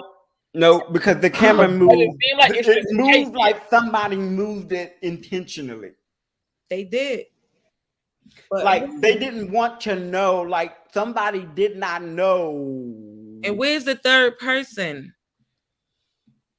Exactly, because I only saw two. Look at him. He's like just chilling. That's my thing. That gave me pause about this whole robbery. Is he in shock? I don't. Yeah, in the moment he like, I know this nigga did not. I know the fuck. He dropped the ring. This nigga did not. Is this? He realizing it in the moment that nigga is lining himself up, in my opinion. Like, so this is my question: why haven't the FBI or the police actually talked to the man in the back? He could have been beating his ass. No, it's too. That's what I'm saying. Trouble. These niggas is not getting it, family, and I'm trying to. I don't know how to word it, because then if I start, Killa, I'm not surprised that y'all not gonna get it. Like, but I'm not surprised because before they came in, like y'all gotta understand, like, fam. But do you think it's because hold on? Because if I'm in church, right, and I see masked niggas, I already know what time it is. I mean, the niggas came in with masks, like. You niggas coming in with masks, you already know what it is. And remember, like, this is a street nigga. This is a street nigga. This is a nigga who done been to prison. This is a nigga who know how to scam. No, he ain't no street nigga. First of all, he done lived this life before, so he know what it is. Nigga, no, it's not. He know what it is. And that's what we're getting it fucked up at. That nigga ain't never been a street nigga. That's why he been affiliated with the streets. Fam. You can be affiliated with the street and not be a street nigga. I know that. Yeah, because I'm affiliated. I'm affiliated with the streets. I'm not a street nigga, but I run with street niggas. I know what street life is. Nigga, you not a street nigga. I used to be a street nigga for real, nigga. I'm if I know that motherfucking nigga's running up in any spot I'm in and I see masks, I know what time it is. You clearly ain't coming to teach me the gospel of Christ. And your motherfucking ass pushing up in here in all black with ski mask on. Clearly we all know all of us in the hood, all of us niggas know what it is. Like yeah, but if you a street, so that's my point, nigga. You a street nigga, you already prepared for that because you walking around with all that shit on your neck, right? You driving around in that neighborhood like that, right? So if you a street nigga, a real street nigga would have had some real street niggas in there to hold them the fuck down, nigga. So, Conscious, this is what I hold on. Because when this story first broke, play what he was saying. What he was saying was the signal, nigga. Play what the fuck he was saying. Play what he was saying. I'ma slow walk y'all with this. Fuck with the kid, cause y'all don't understand how this street shit go. We can't hear it. This is just audio gonna get. He's saying, right. All right. The sermon. The sermon he was giving. Trust me. If my memory serves me correctly, I definitely think that it was definitely something that was a setup. I think both parties were involved. I definitely know that I stated from original, I believe that he definitely was robbed, but I do believe it was staged. Like, clearly there was a robbery. We see that there was a robbery, but I don't think that it was anything random. So everybody, so y'all also thought that the nigga went and bought all the same jewelry all over again, right? No, but see what I'm saying? That's what he claimed. Hold on, wait a minute. Because see, that's what he listed in the lawsuit against Jobs, is that Jobs claimed that he had on the same jewelry that he got robbed, Everybody saying etc. that. Pink Panda girl said it first, nigga. Why They talking he? about Pink Yeah. She did a whole fucking video about it, nigga. We didn't even know until Pink Panda girl did it. What you talking about? I'm gonna tell you something. So Hold on. Because I was just commenting on this. Because see, the reason why I didn't even deal initially with the fuckery of this robbery is because a lot of different things ran through my head. Right, I'm like, okay, everybody's saying that it's fake. Okay, it definitely is giving. It's definitely giving that could definitely be the case. And then I was like, okay, well, this happened in a church. And then I'm looking at this mannequin nigga to the left of the stage, and I'm like, okay, he chill. But once again, America's Christianity raised niggas to be pussy. So it ain't even a lot of real so-called Christian niggas who really about the Christian life who really built like that anyway. So if I'm thinking with that in mind, I really shouldn't expect the nigga to the left to do anything, because his Christianity conditioned him to be passive and to be soft and to be non-violent and to etc. So he shook, he's scared like the white Jesus got him being. Then you got the issue of the way the bishop responded. Now they claim that allegedly he got up and ran after them. Put me back on the screen so they can see my facial expressions. They know you down there frowning, child. Killa, we from up top, so you know what I'm saying. And even with what you were saying, Conscious, in regards to like the church, like it. So I know, like when I was telling you, I don't even like the talk street talk and all that shit. It really don't do nothing for me. So, but it is totally different. He's not a street nigga, and it definitely was a setup. I just don't know all the details. I believe the wife was involved. I have several theories, Now, but hold on. I'm hold on. See, the difference between me and y'all is that like street niggas not a monolith. It seemed like to y'all, when y'all think of a street nigga, one thing come to mind. Every street nigga ain't a killer. Some street niggas rob and steal. They don't kill. Some street niggas kill, rob, steal the whole nine. Some street niggas scam. Some street niggas street niggas coming all. Let me say hold on. Behind the wall. If you want to talk street shit, nigga, none of that shit fly when you behind the wall. Street niggas come in all shapes, forms, and motherfucking sizes. As far as I'm concerned, they do. That's debatable. They do. No, they don't. Also, they don't. They don't. I'm saying they do, and this is my platform, so I don't give a fuck how many times y'all say they don't. I say they do because they do, and that's my experience. Okay. Okay. Well, my fucking experience. Exactly. You use the word "my" just like I use the word "my" motherfucking experience. Well, Conscious, can I say this to you? I think the reason why I'm speaking for myself personally, I think the reason why I'm saying let me think out of it. The reason why I am saying that the whole street nigga stuff is because we're talking about something that happened in New York with a different type. Not saying because people everywhere you go, no matter where you go, and people are people, right? But every environment has a different type of a person, and everything that this was given for me personally, when I said this to my sister from the very beginning, before any details was let out or anything, all I seen was a video and it had no sound. My sister said, "Man, that's a setup. That's a fake." That's the very first thing my sister said.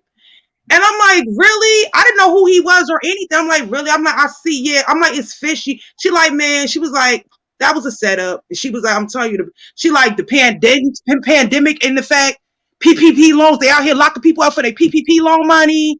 That was a setup. That was the first thing my sister said. And I'm like, dang, the next thing all this information started coming out. And I'm like, because I don't like to jump and assume. You know what I'm saying? I'm gonna have an opinion, a thought, but I also am a critical thinker. I like evidence. I like to, you know what I'm saying? It can't always just be black and well, it can be black and white, but I need more details. I can't just settle on first impressions. You know what I'm saying? But it's still either way, all as it's still adding up. Like I said to you, I believe the wife got something to do with it. I definitely believe that the feds are involved. I believe that person, one of those young men, I believe is an informant. Let me tell. I believe he's been under investigation. And I just think it's a lot more than y'all got to understand. Streetness requires an entire matrix of street, like of an entire matrix to be set off. You got the actual street niggas on the ground, right? Who gonna do the manual labor. Then you got the banker in the institution. You got Miss Goody Two Shoes, who just made Employee of the Year, who really helping to get the motherfucking bank set up by the niggas who gonna come in there with the motherfucking guns. All these motherfuckers are street people. They playing different roles in the streetness, but they all share street consciousness. So I'm very clear about streetness as a consciousness, okay? Like, so when I say that there's different types of street niggas, that's what I mean by there's different. But when we get in the fine line, people, y'all getting it misconstrued. There's a difference between street and motherfucking gangster, nigga. Let's be very clear. I ain't even getting that deep with it. I'm just simply saying. I'm just saying that in streetness or gangsterness or whatever the fuck it is, because a bitch who will put a hit on somebody's head is just as gangster as the motherfucker who pulls the trigger on that head. As far as I'm concerned, gangster comes in all different shapes and sizes. Yeah, you guys better than to do anything like that because they not gangster. They just street niggas. Nah, it's just like that. They smart enough to not want to get their hands dirty and serve no direct time for some shit that they don't find worth it to serve no time for, but some shit that they still want to happen to a motherfucker. They might be a mom, they might have a career. Bitch, I'm not gonna go to jail for you, but I'll get some niggas on your head that will. Yeah. So that's the reason why I don't like, me personally, that's the reason why I don't like to even go down that road in a discussion or whatever, because for me it feels borderline like I'm damn near glorifying it, and I don't glorify it. You know what I'm saying? Yeah. So, but I realize the layers to it, because that's the reason why the fuck I got from up there. One of the major reasons. I understand. I see, and this is what I feel bad for this lying ass nigga. Like, real talk, because you're glorifying and perpetuating something that you're really not about, and you're taking advantage of people. You know what I'm saying? You taking advantage of people that are vulnerable, that ain't even about this, ain't trying to be connected to it or anything. And you're trying to perpetuate something. It's like almost like a rapper. It's like this nigga just want fame so much that he's not even giving a fuck about what he's doing, let alone to people, but what he's doing to himself, because the shit coming back around to him. I definitely believe this nigga knows that he's about to go down. I definitely believe in my heart of hearts that this nigga is doing all of this to try to secure a bag. What is done? Maybe not for him. Maybe it's for the family. You understand what I'm saying? I believe that the wife is literally playing checkers and she's playing chess. I definitely believe that she's working with the Fed to try to cover her ass one way or another. You understand what I'm saying? But I don't think that this nigga is that stupid that he don't know that he's about to go down. And he's just playing in everybody's face. But see, he's trying to distract everybody. But see, he's connected to Tekashi 6ix9ine. That's Tekashi 6ix9ine's ex-lawyer.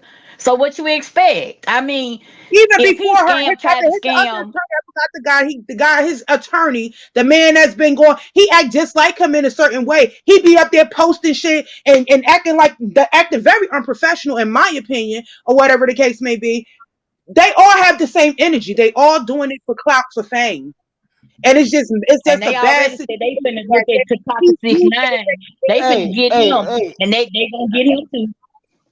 Hey, let me respond to this real quick to Miss Carolyn, because I'm gonna be honest with you. That motherfucker is scared. He's scared. Okay? You can sit there and say all that bullshit you want. Conscious, go look at the DM I just sent you. I just literally just looked at this DM and got it. This y'all don't understand when I think he's afraid because he knows time is winding down for him. You know what I'm saying? And he's just acting out like a child or whatever. But I don't think he's afraid of like nothing that he's doing or whatever. But he knows his time is up, and he's just playing in people's faces. And I think it's very dishonorable for anybody to defend someone. We can have grace in, again, Conscious, you know, I'm all about reform, you know, but I'm not going to, at the same time, I'm not going to sit and blind myself to what I see. You're showing me clear as day that everything you're doing is intentional. Not one time have you humbled yourself. You've never come off as a victim to me. You were very, very from the very beginning. And I understand everybody's trauma does not show up the same way, but his energy always from the door was very egotistical, very narcissistic. let me jump in here just for a second because I feel like you said a whole lot of mouthful, and I definitely agree. He doesn't have a temperament to be a pastor or to call himself a bishop. Because the way he sits there and the way he grabbed Tarsha, that told me right then and there, you ain't got no business calling yourself a bishop or a damn pastor. If you But don't are you have the right, temperament to not be to cut one, you off, were you truly surprised at what he did to Tarsha when he got on Larry's platform and disrespected Genesis that Warren? too, that too. That was abusive too. It was just verbal abuse. Abuse is abuse. Yeah, That part. that too. And I'm not negating that at all. I think both of those instances are true. I feel like you have no damn business to be sitting around calling yourself a damn bishop or a pastor when your ass don't even have the temperament to be one. Let alone to be wearing to be out here misleading God's flock. That's what you don't mess I with. think we all know at this point that the whole being a pastor bishop shit is just it's just another ego card. It's just another opportunity to achieve fame, visibility, to be somebody. It's nothing. He's nothing more than a card carrying Christian. It's literally for his ego. It's no. Clearly, we can see that there's no real substance behind his title. Yeah. We're Much as definitely I clear about that. I don't even think he even took on that title to for fame. I think he did it It to was only for con the people. ego. Like I think he did it to con people. and let me tell you, He did. He came up with it while he was locked up. He legally narcissists are scammed people. attracted to fame. So anything that gets them public adoration, whether that's being a public official, being the president, being a politician, being a pastor, anything that's about putting them in front of people is something that these are all areas that are going to be attractive to an art. Yeah, but like I said before, when he came up with that while he was doing that 6-year prison term, and it was just a way to legally scam people out of their money, right? What is the easiest way to get people to give you money every week, right? Collecting tithes and offerings. Yeah. Hello. Yeah, Killer, could you explain to them what you put on your platform the other day about him begging for money and stuff like that? Oh, are you talking about the? Oh God. Yeah. Go ahead. Terrible. You know, what he does is at the end of his lives, he pretty much guilts people into giving him tithes and offerings, right? He says things very manipulative, like narcissists do, but you know, he says things like, "Oh, well, if you don't want to give, you know, that's between you and God, but if God ain't blessing you," or he'll say stuff like, "Oh," what he did say the other day, he said, if you didn't sow into his ministry, God was going to dry your money up. This is the same nigga that be talking about some drop some nigga. Look at your face. I told you he said that. Face. I told you he said it. Your face got a whole bunch of dried up coochiness up in that motherfucker. Okay, Killer, you don't make me start blowing, and now I'm a little buzzed, and I can't take the content. I can't take it anymore. The video. Okay, Conscious, I love you. I got to go. I'm a little lit right now. I got to go. Love you, Killer. Thanks. Have a good night. You know what's Conscious, you still playing devil's advocate?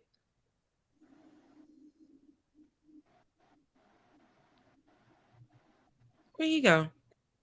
Conscious? I'm trying to figure out my thing was messing up. I couldn't hear y'all all the way. Conscious. Hello. Did he mute?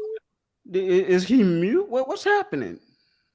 But yeah, I definitely think that he's playing in everybody's face. And I think the people that are showing any type of support to him, yeah, I think something's wrong with them. Clearly, they just aren't intelligent. I'm trying to find articulate ways to say they fucking idiots. I mean, they are. There's no beating around the bushes. I mean, they really are, because no person, no man or woman of God is gonna sit there and entertain them at all. And I Yeah, think that's. Go ahead. It's just more of a whole manipulative tactics with me, right? You guilt trip people into giving them your money. You like the wife that she's doing it every day with the baby in the arm, right? Telling people to so into a non-ministry. Like, what do we really do here? And then they got people that God is not going to bless you if you don't sow into they non-existent ministries. Like, it's I can't believe he said though. Killa, you gotta be bugging out. Like, someone had to let me know. I was like, oh my God, Killa. I'm like, she be having a baby. Like, I'm like, oh, baby. I thought it was for emotional support, right?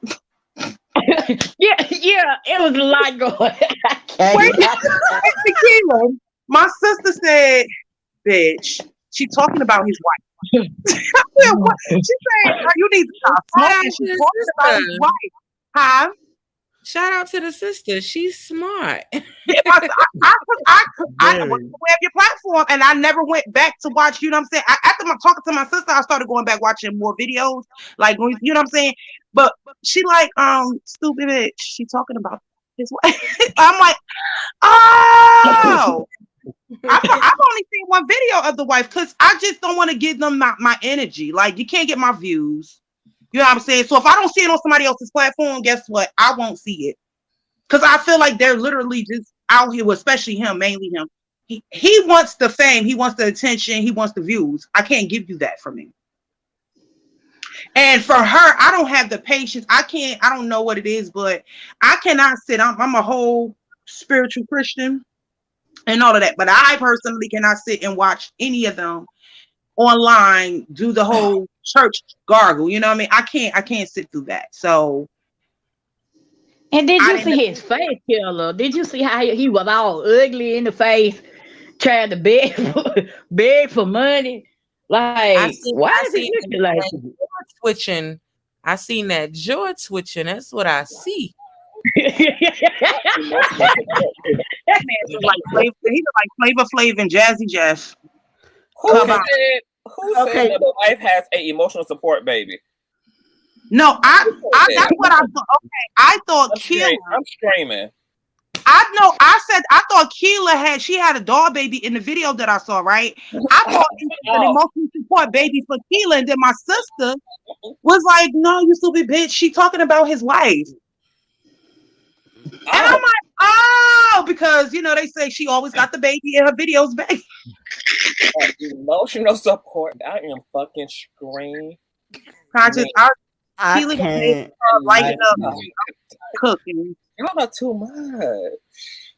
So I'm not going to hell with y'all. I hope y'all know that.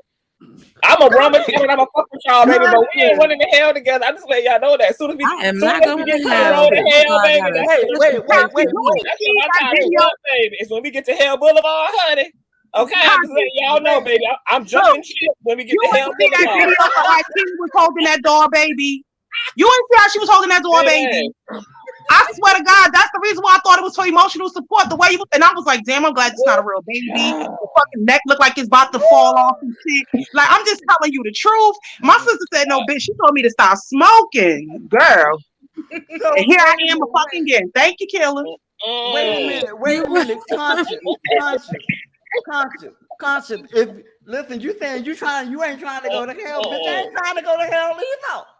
Listen, bitch. I can't go to hell for doing the Lord's work. I can't go to hell for doing the Lord's work. Let me tell y'all something. I'm dead at about this hell shit because let me tell you something. These hoes be out here doing the most of the day, be doxing and all that shit. The reason why I cannot fight the way other people can fight, baby, is because I mean what I say. I am not going to hell, and I'm not even letting fighting with a bitch send me to hell. Like, I ain't going to hell for none of these motherfuckers. I'm very clear that I have a very limited time here and have an eternal time somewhere after, baby. So I can't fight like these people fight, baby. I can't get down and gritty and nasty and dirty and low down like some of these folk can, baby, because I'm not answering for doing none of these hoes in when it's time for me to give an account of my life, baby. I'm going to the gates yonder over, honey. I want to know, do she hold that baby like that though, Keela? How you was holding that baby? Do she hold that baby like that? Did Keela leave? No, she ain't leave. She still here. But she might I have went want outside. Listen, I'm not. The way she hold that, she be holding her baby like that. I never paid too much attention to the wife. Neither have I. But I be trying. But look, I be trying to tell Asia, bitch, you need some well, honey. I be trying to tell Asia. I'm like, I saw Asia, one honey. video of hers, and honestly, I didn't. I don't have the patience. You see how Keela holding the baby? I thought Conscious. Look how she holding the baby. I thought Keela was holding the baby for emotional support. I thought.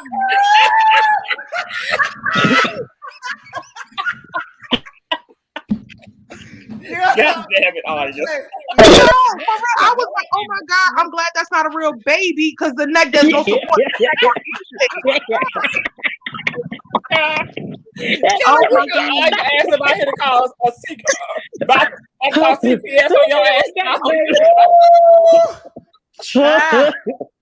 Oh, that's funny. Listen. Is the baby for emotional support? Baby, I can't listen. Wait a minute. Somebody in the comments like First Lady be holding her baby like that sometime doing a live. And don't nobody ever tell her go lay that baby the fuck down? Nope. Nobody? Nope. Blocks them. My God. That baby all up on her shoulder. With no head support, no more support than that. just right there. My God, today. Anya really thought that damn baby was in real danger, y'all. Now listen, I'm not a parent of a newborn, but is that how you supposed to be holding that baby? Tell that. Girl, No, the baby not a newborn now. She like fucking 7 years old. She like 7.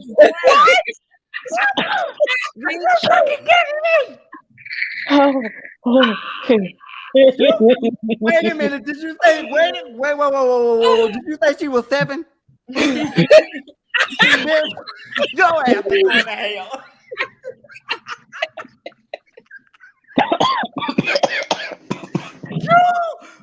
Child. Your ass is going straight to hell. Yo. I am fucking done with my life.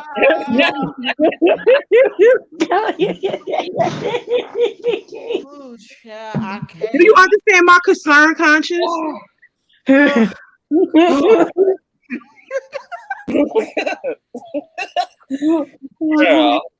Okay. Then when you realize, Anya, that it wasn't a real baby, my sister.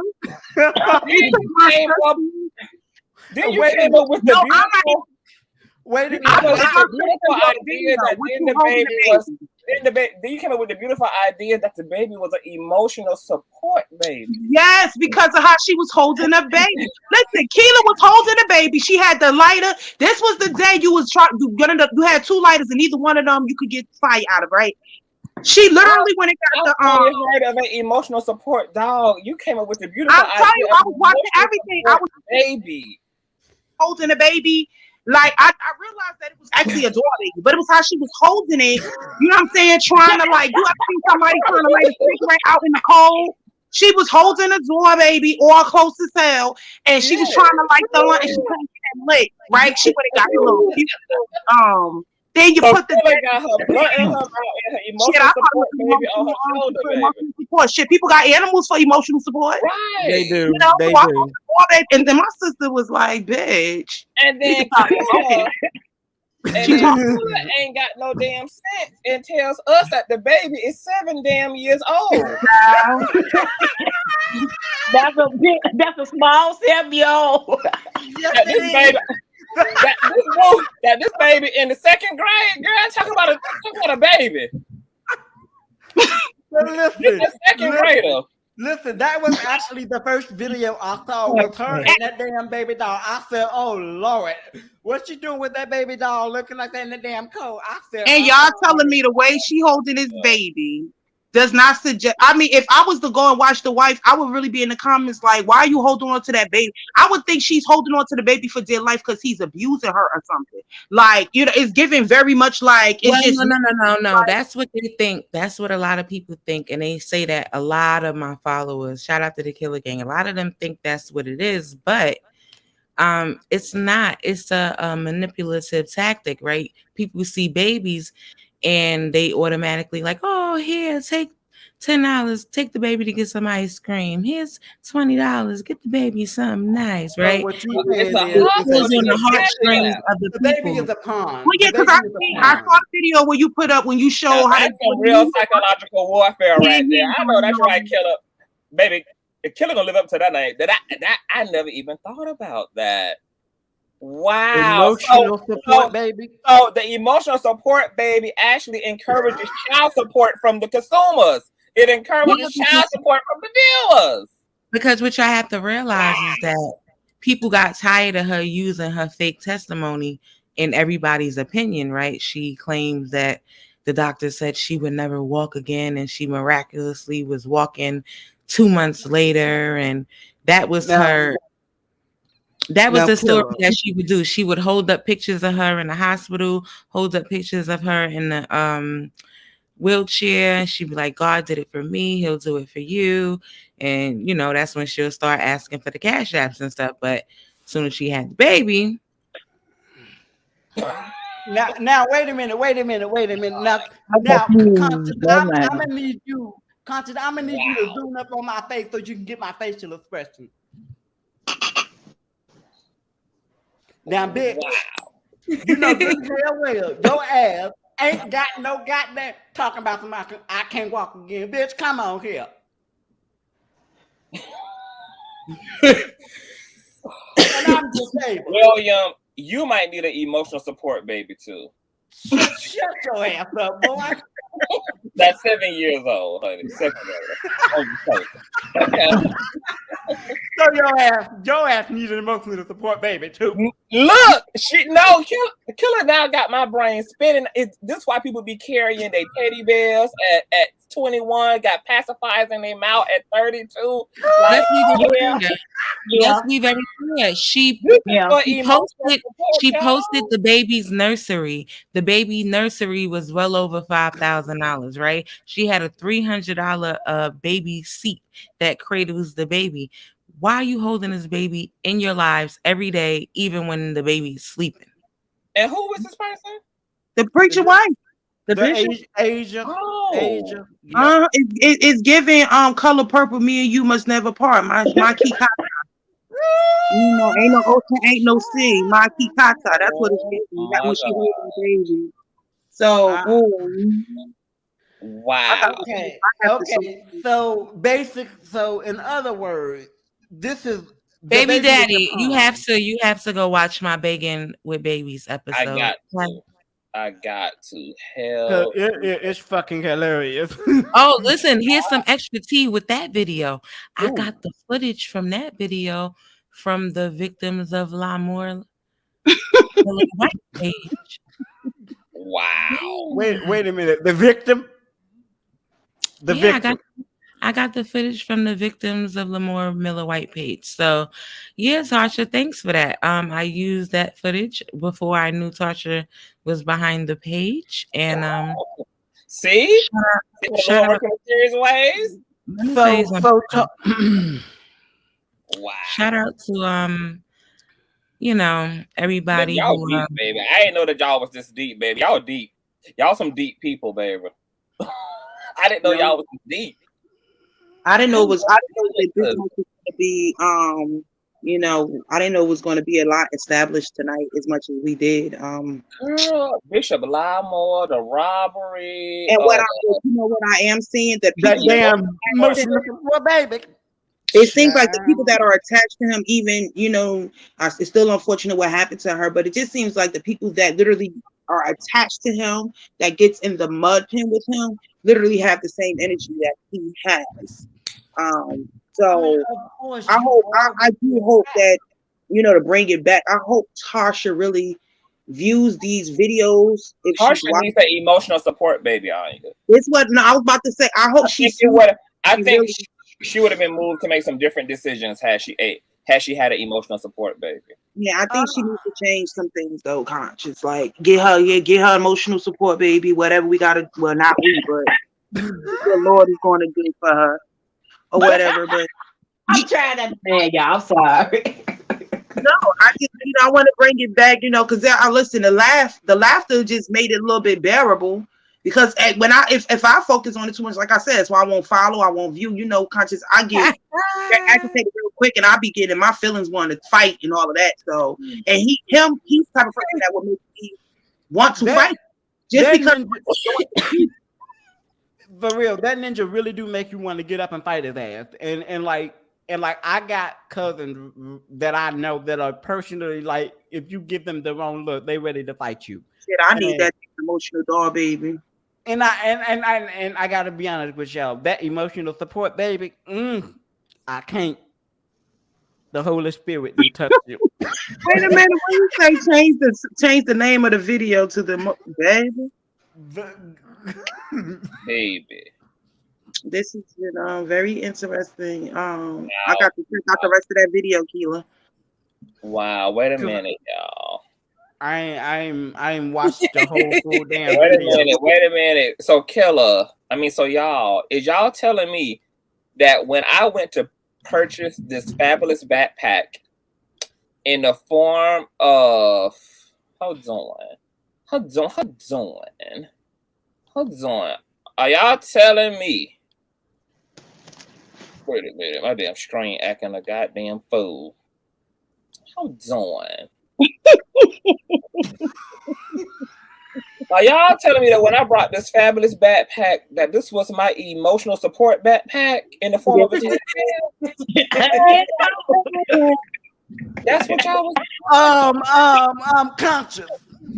Oh my! I need emotional support, y'all. Oh my God! You can use that as your you can use that for your next pledge. When you want somebody to pledge to the platform. Oh my God!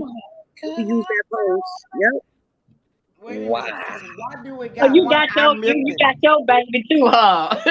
Yeah, look, I having a whole revelation now because of this whole emotional support baby concept. Like, I'm like, is this why I be holding my teddy bear backpack like this? Because I be looking for emotional support. I be surviving Earth and surviving niggas needing something comforting, and I be squeezing him like how Killa have her baby. That's how I be toting around Teddy. Yeah.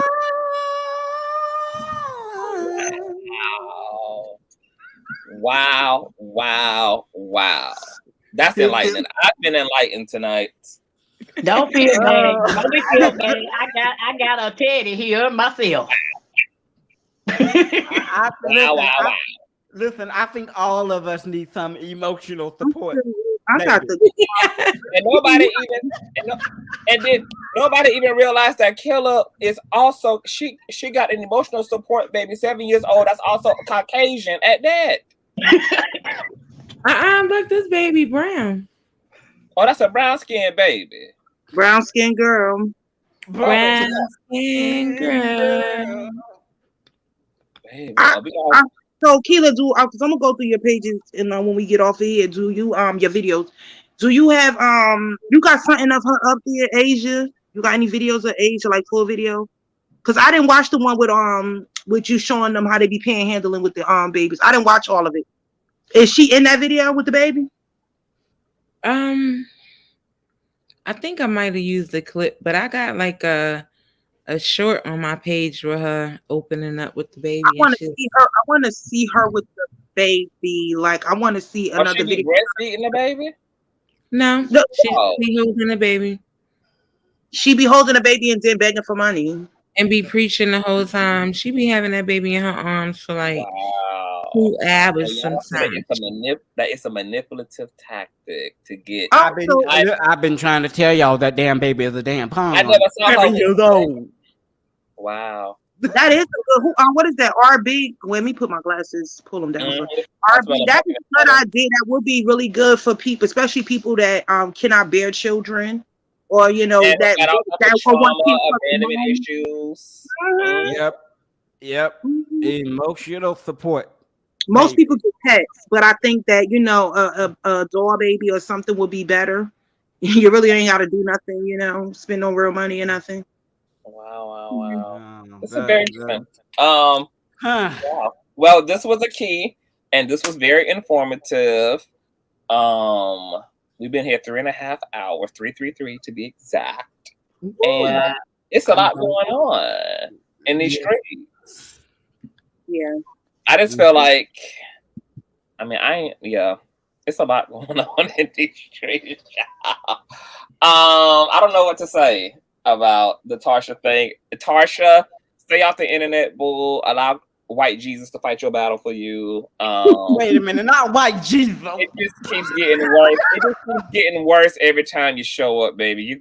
You gotta heal it fully and then step into the marvelous light, girl, and redeem yourself. Cause Killa, you were super gracious and mature for even having the capacity to even let Tarsha on, considering that it's smoke, honey, in the building. Where there's smoke, there's certainly a fire, and the fire burnt down the whole damn building. Okay, go ahead. And yet, you gave her a ladder, and I think that's the bitch jumped out the window.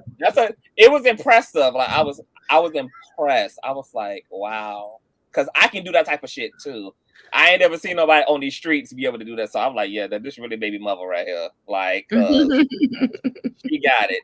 And I still think that even if you choose not to fuck with her, I still hope that she gives you the apology that you deserve, because she make those statements very publicly, and she should be woman enough to retract those statements very publicly. But also, thank you for joining us tonight. And can you what you got going on next? Because you have an interview with a certain somebody coming up. I do. Shout out to Uncle Larry.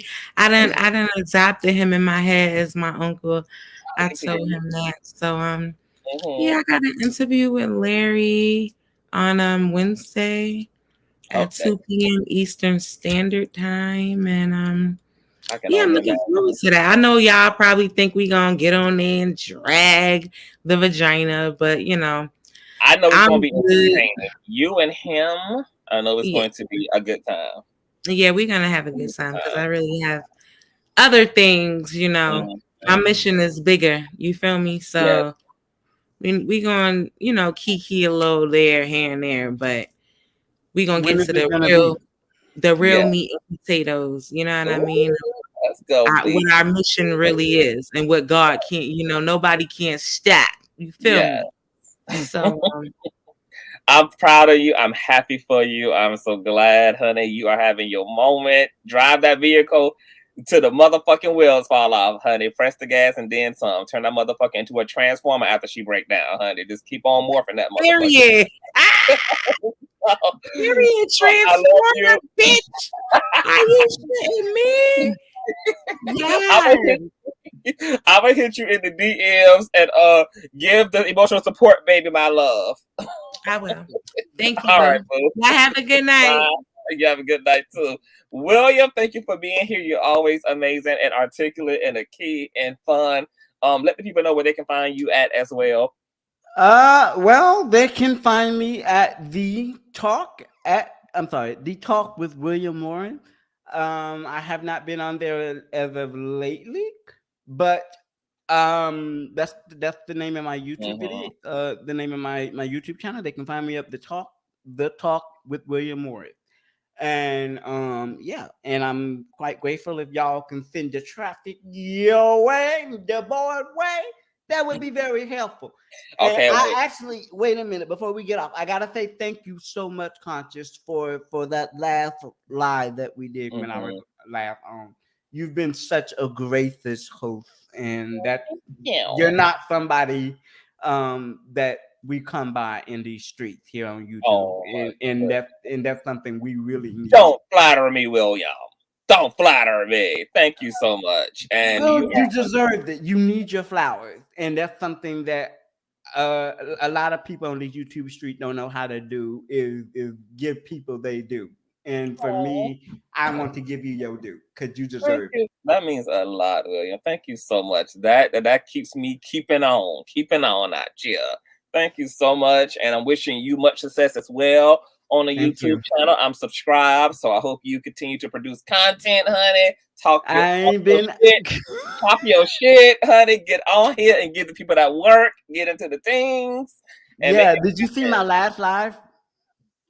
The last live? No. Yeah, the very last live I did. It was about answering your healing. Oh yeah. I did see that one. Yes. Mm-hmm. Okay. Yeah. That I'll probably make an updated video on that. But yeah. Okay. Well, I gotta go. It's late. And I hope y'all said it again. I said take your ass to bed and schedule a damn live stream, okay? You know I will, bitch. All right. Bye. Bye. That was William, you guys. Talk with William on YouTube. This was a great live. I hope that Tarsha takes heed. I know that it's hard being in the spotlight and going viral and being criticized. It really is something that requires training and practice. It is not easy. I know everybody thinks that it is. It's not, you know. Very few people can deal with people's opinions about them, especially when they're really nasty and really ugly. So to have to be subjected to the court of public opinion definitely requires a thick skin. You cannot change narratives on you. And it's something that you're really forced to kind of surrender when you step into the public eye space in any type of a context. You have to divorce this idea that you can control the narrative. And if you do go to speak, definitely speak to people who care to actually know the truth and not people who care to exploit you or people who have their own agendas, etc.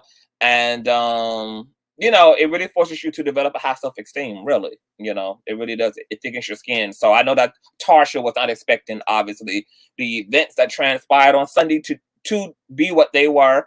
And, yeah, just heal that thing up, sis. Don't even just heal that thing up. Just unplug for a while. Just get rid of it all. Just go back into your regular life, honey. Go praise God. Go work on the book. Just go be around your friends, your actual family, people who you know love you, and you know, just find your truth in all of this, and then enter back into the space with that power, and reclaim your time and everything. And as far as yeah, and that's kind of that, you know. So you guys make sure to thumbs up. I love you guys to death. I will see you guys later on today, child. I ain't been like in person in a long time, so next time I come live, I'm gonna try to be here visually, child. Give y'all a whole nasty piece of visual and all of that, girl. We got some very interesting things coming. Some very interesting news coming, so you guys just make sure that you stay tuned and all of that. And once again, enjoy your night, everybody. Enjoy your Tuesday. God bless. Check you later, and make sure you thumbs up on the way out. And if you're new here, subscribe. Peace.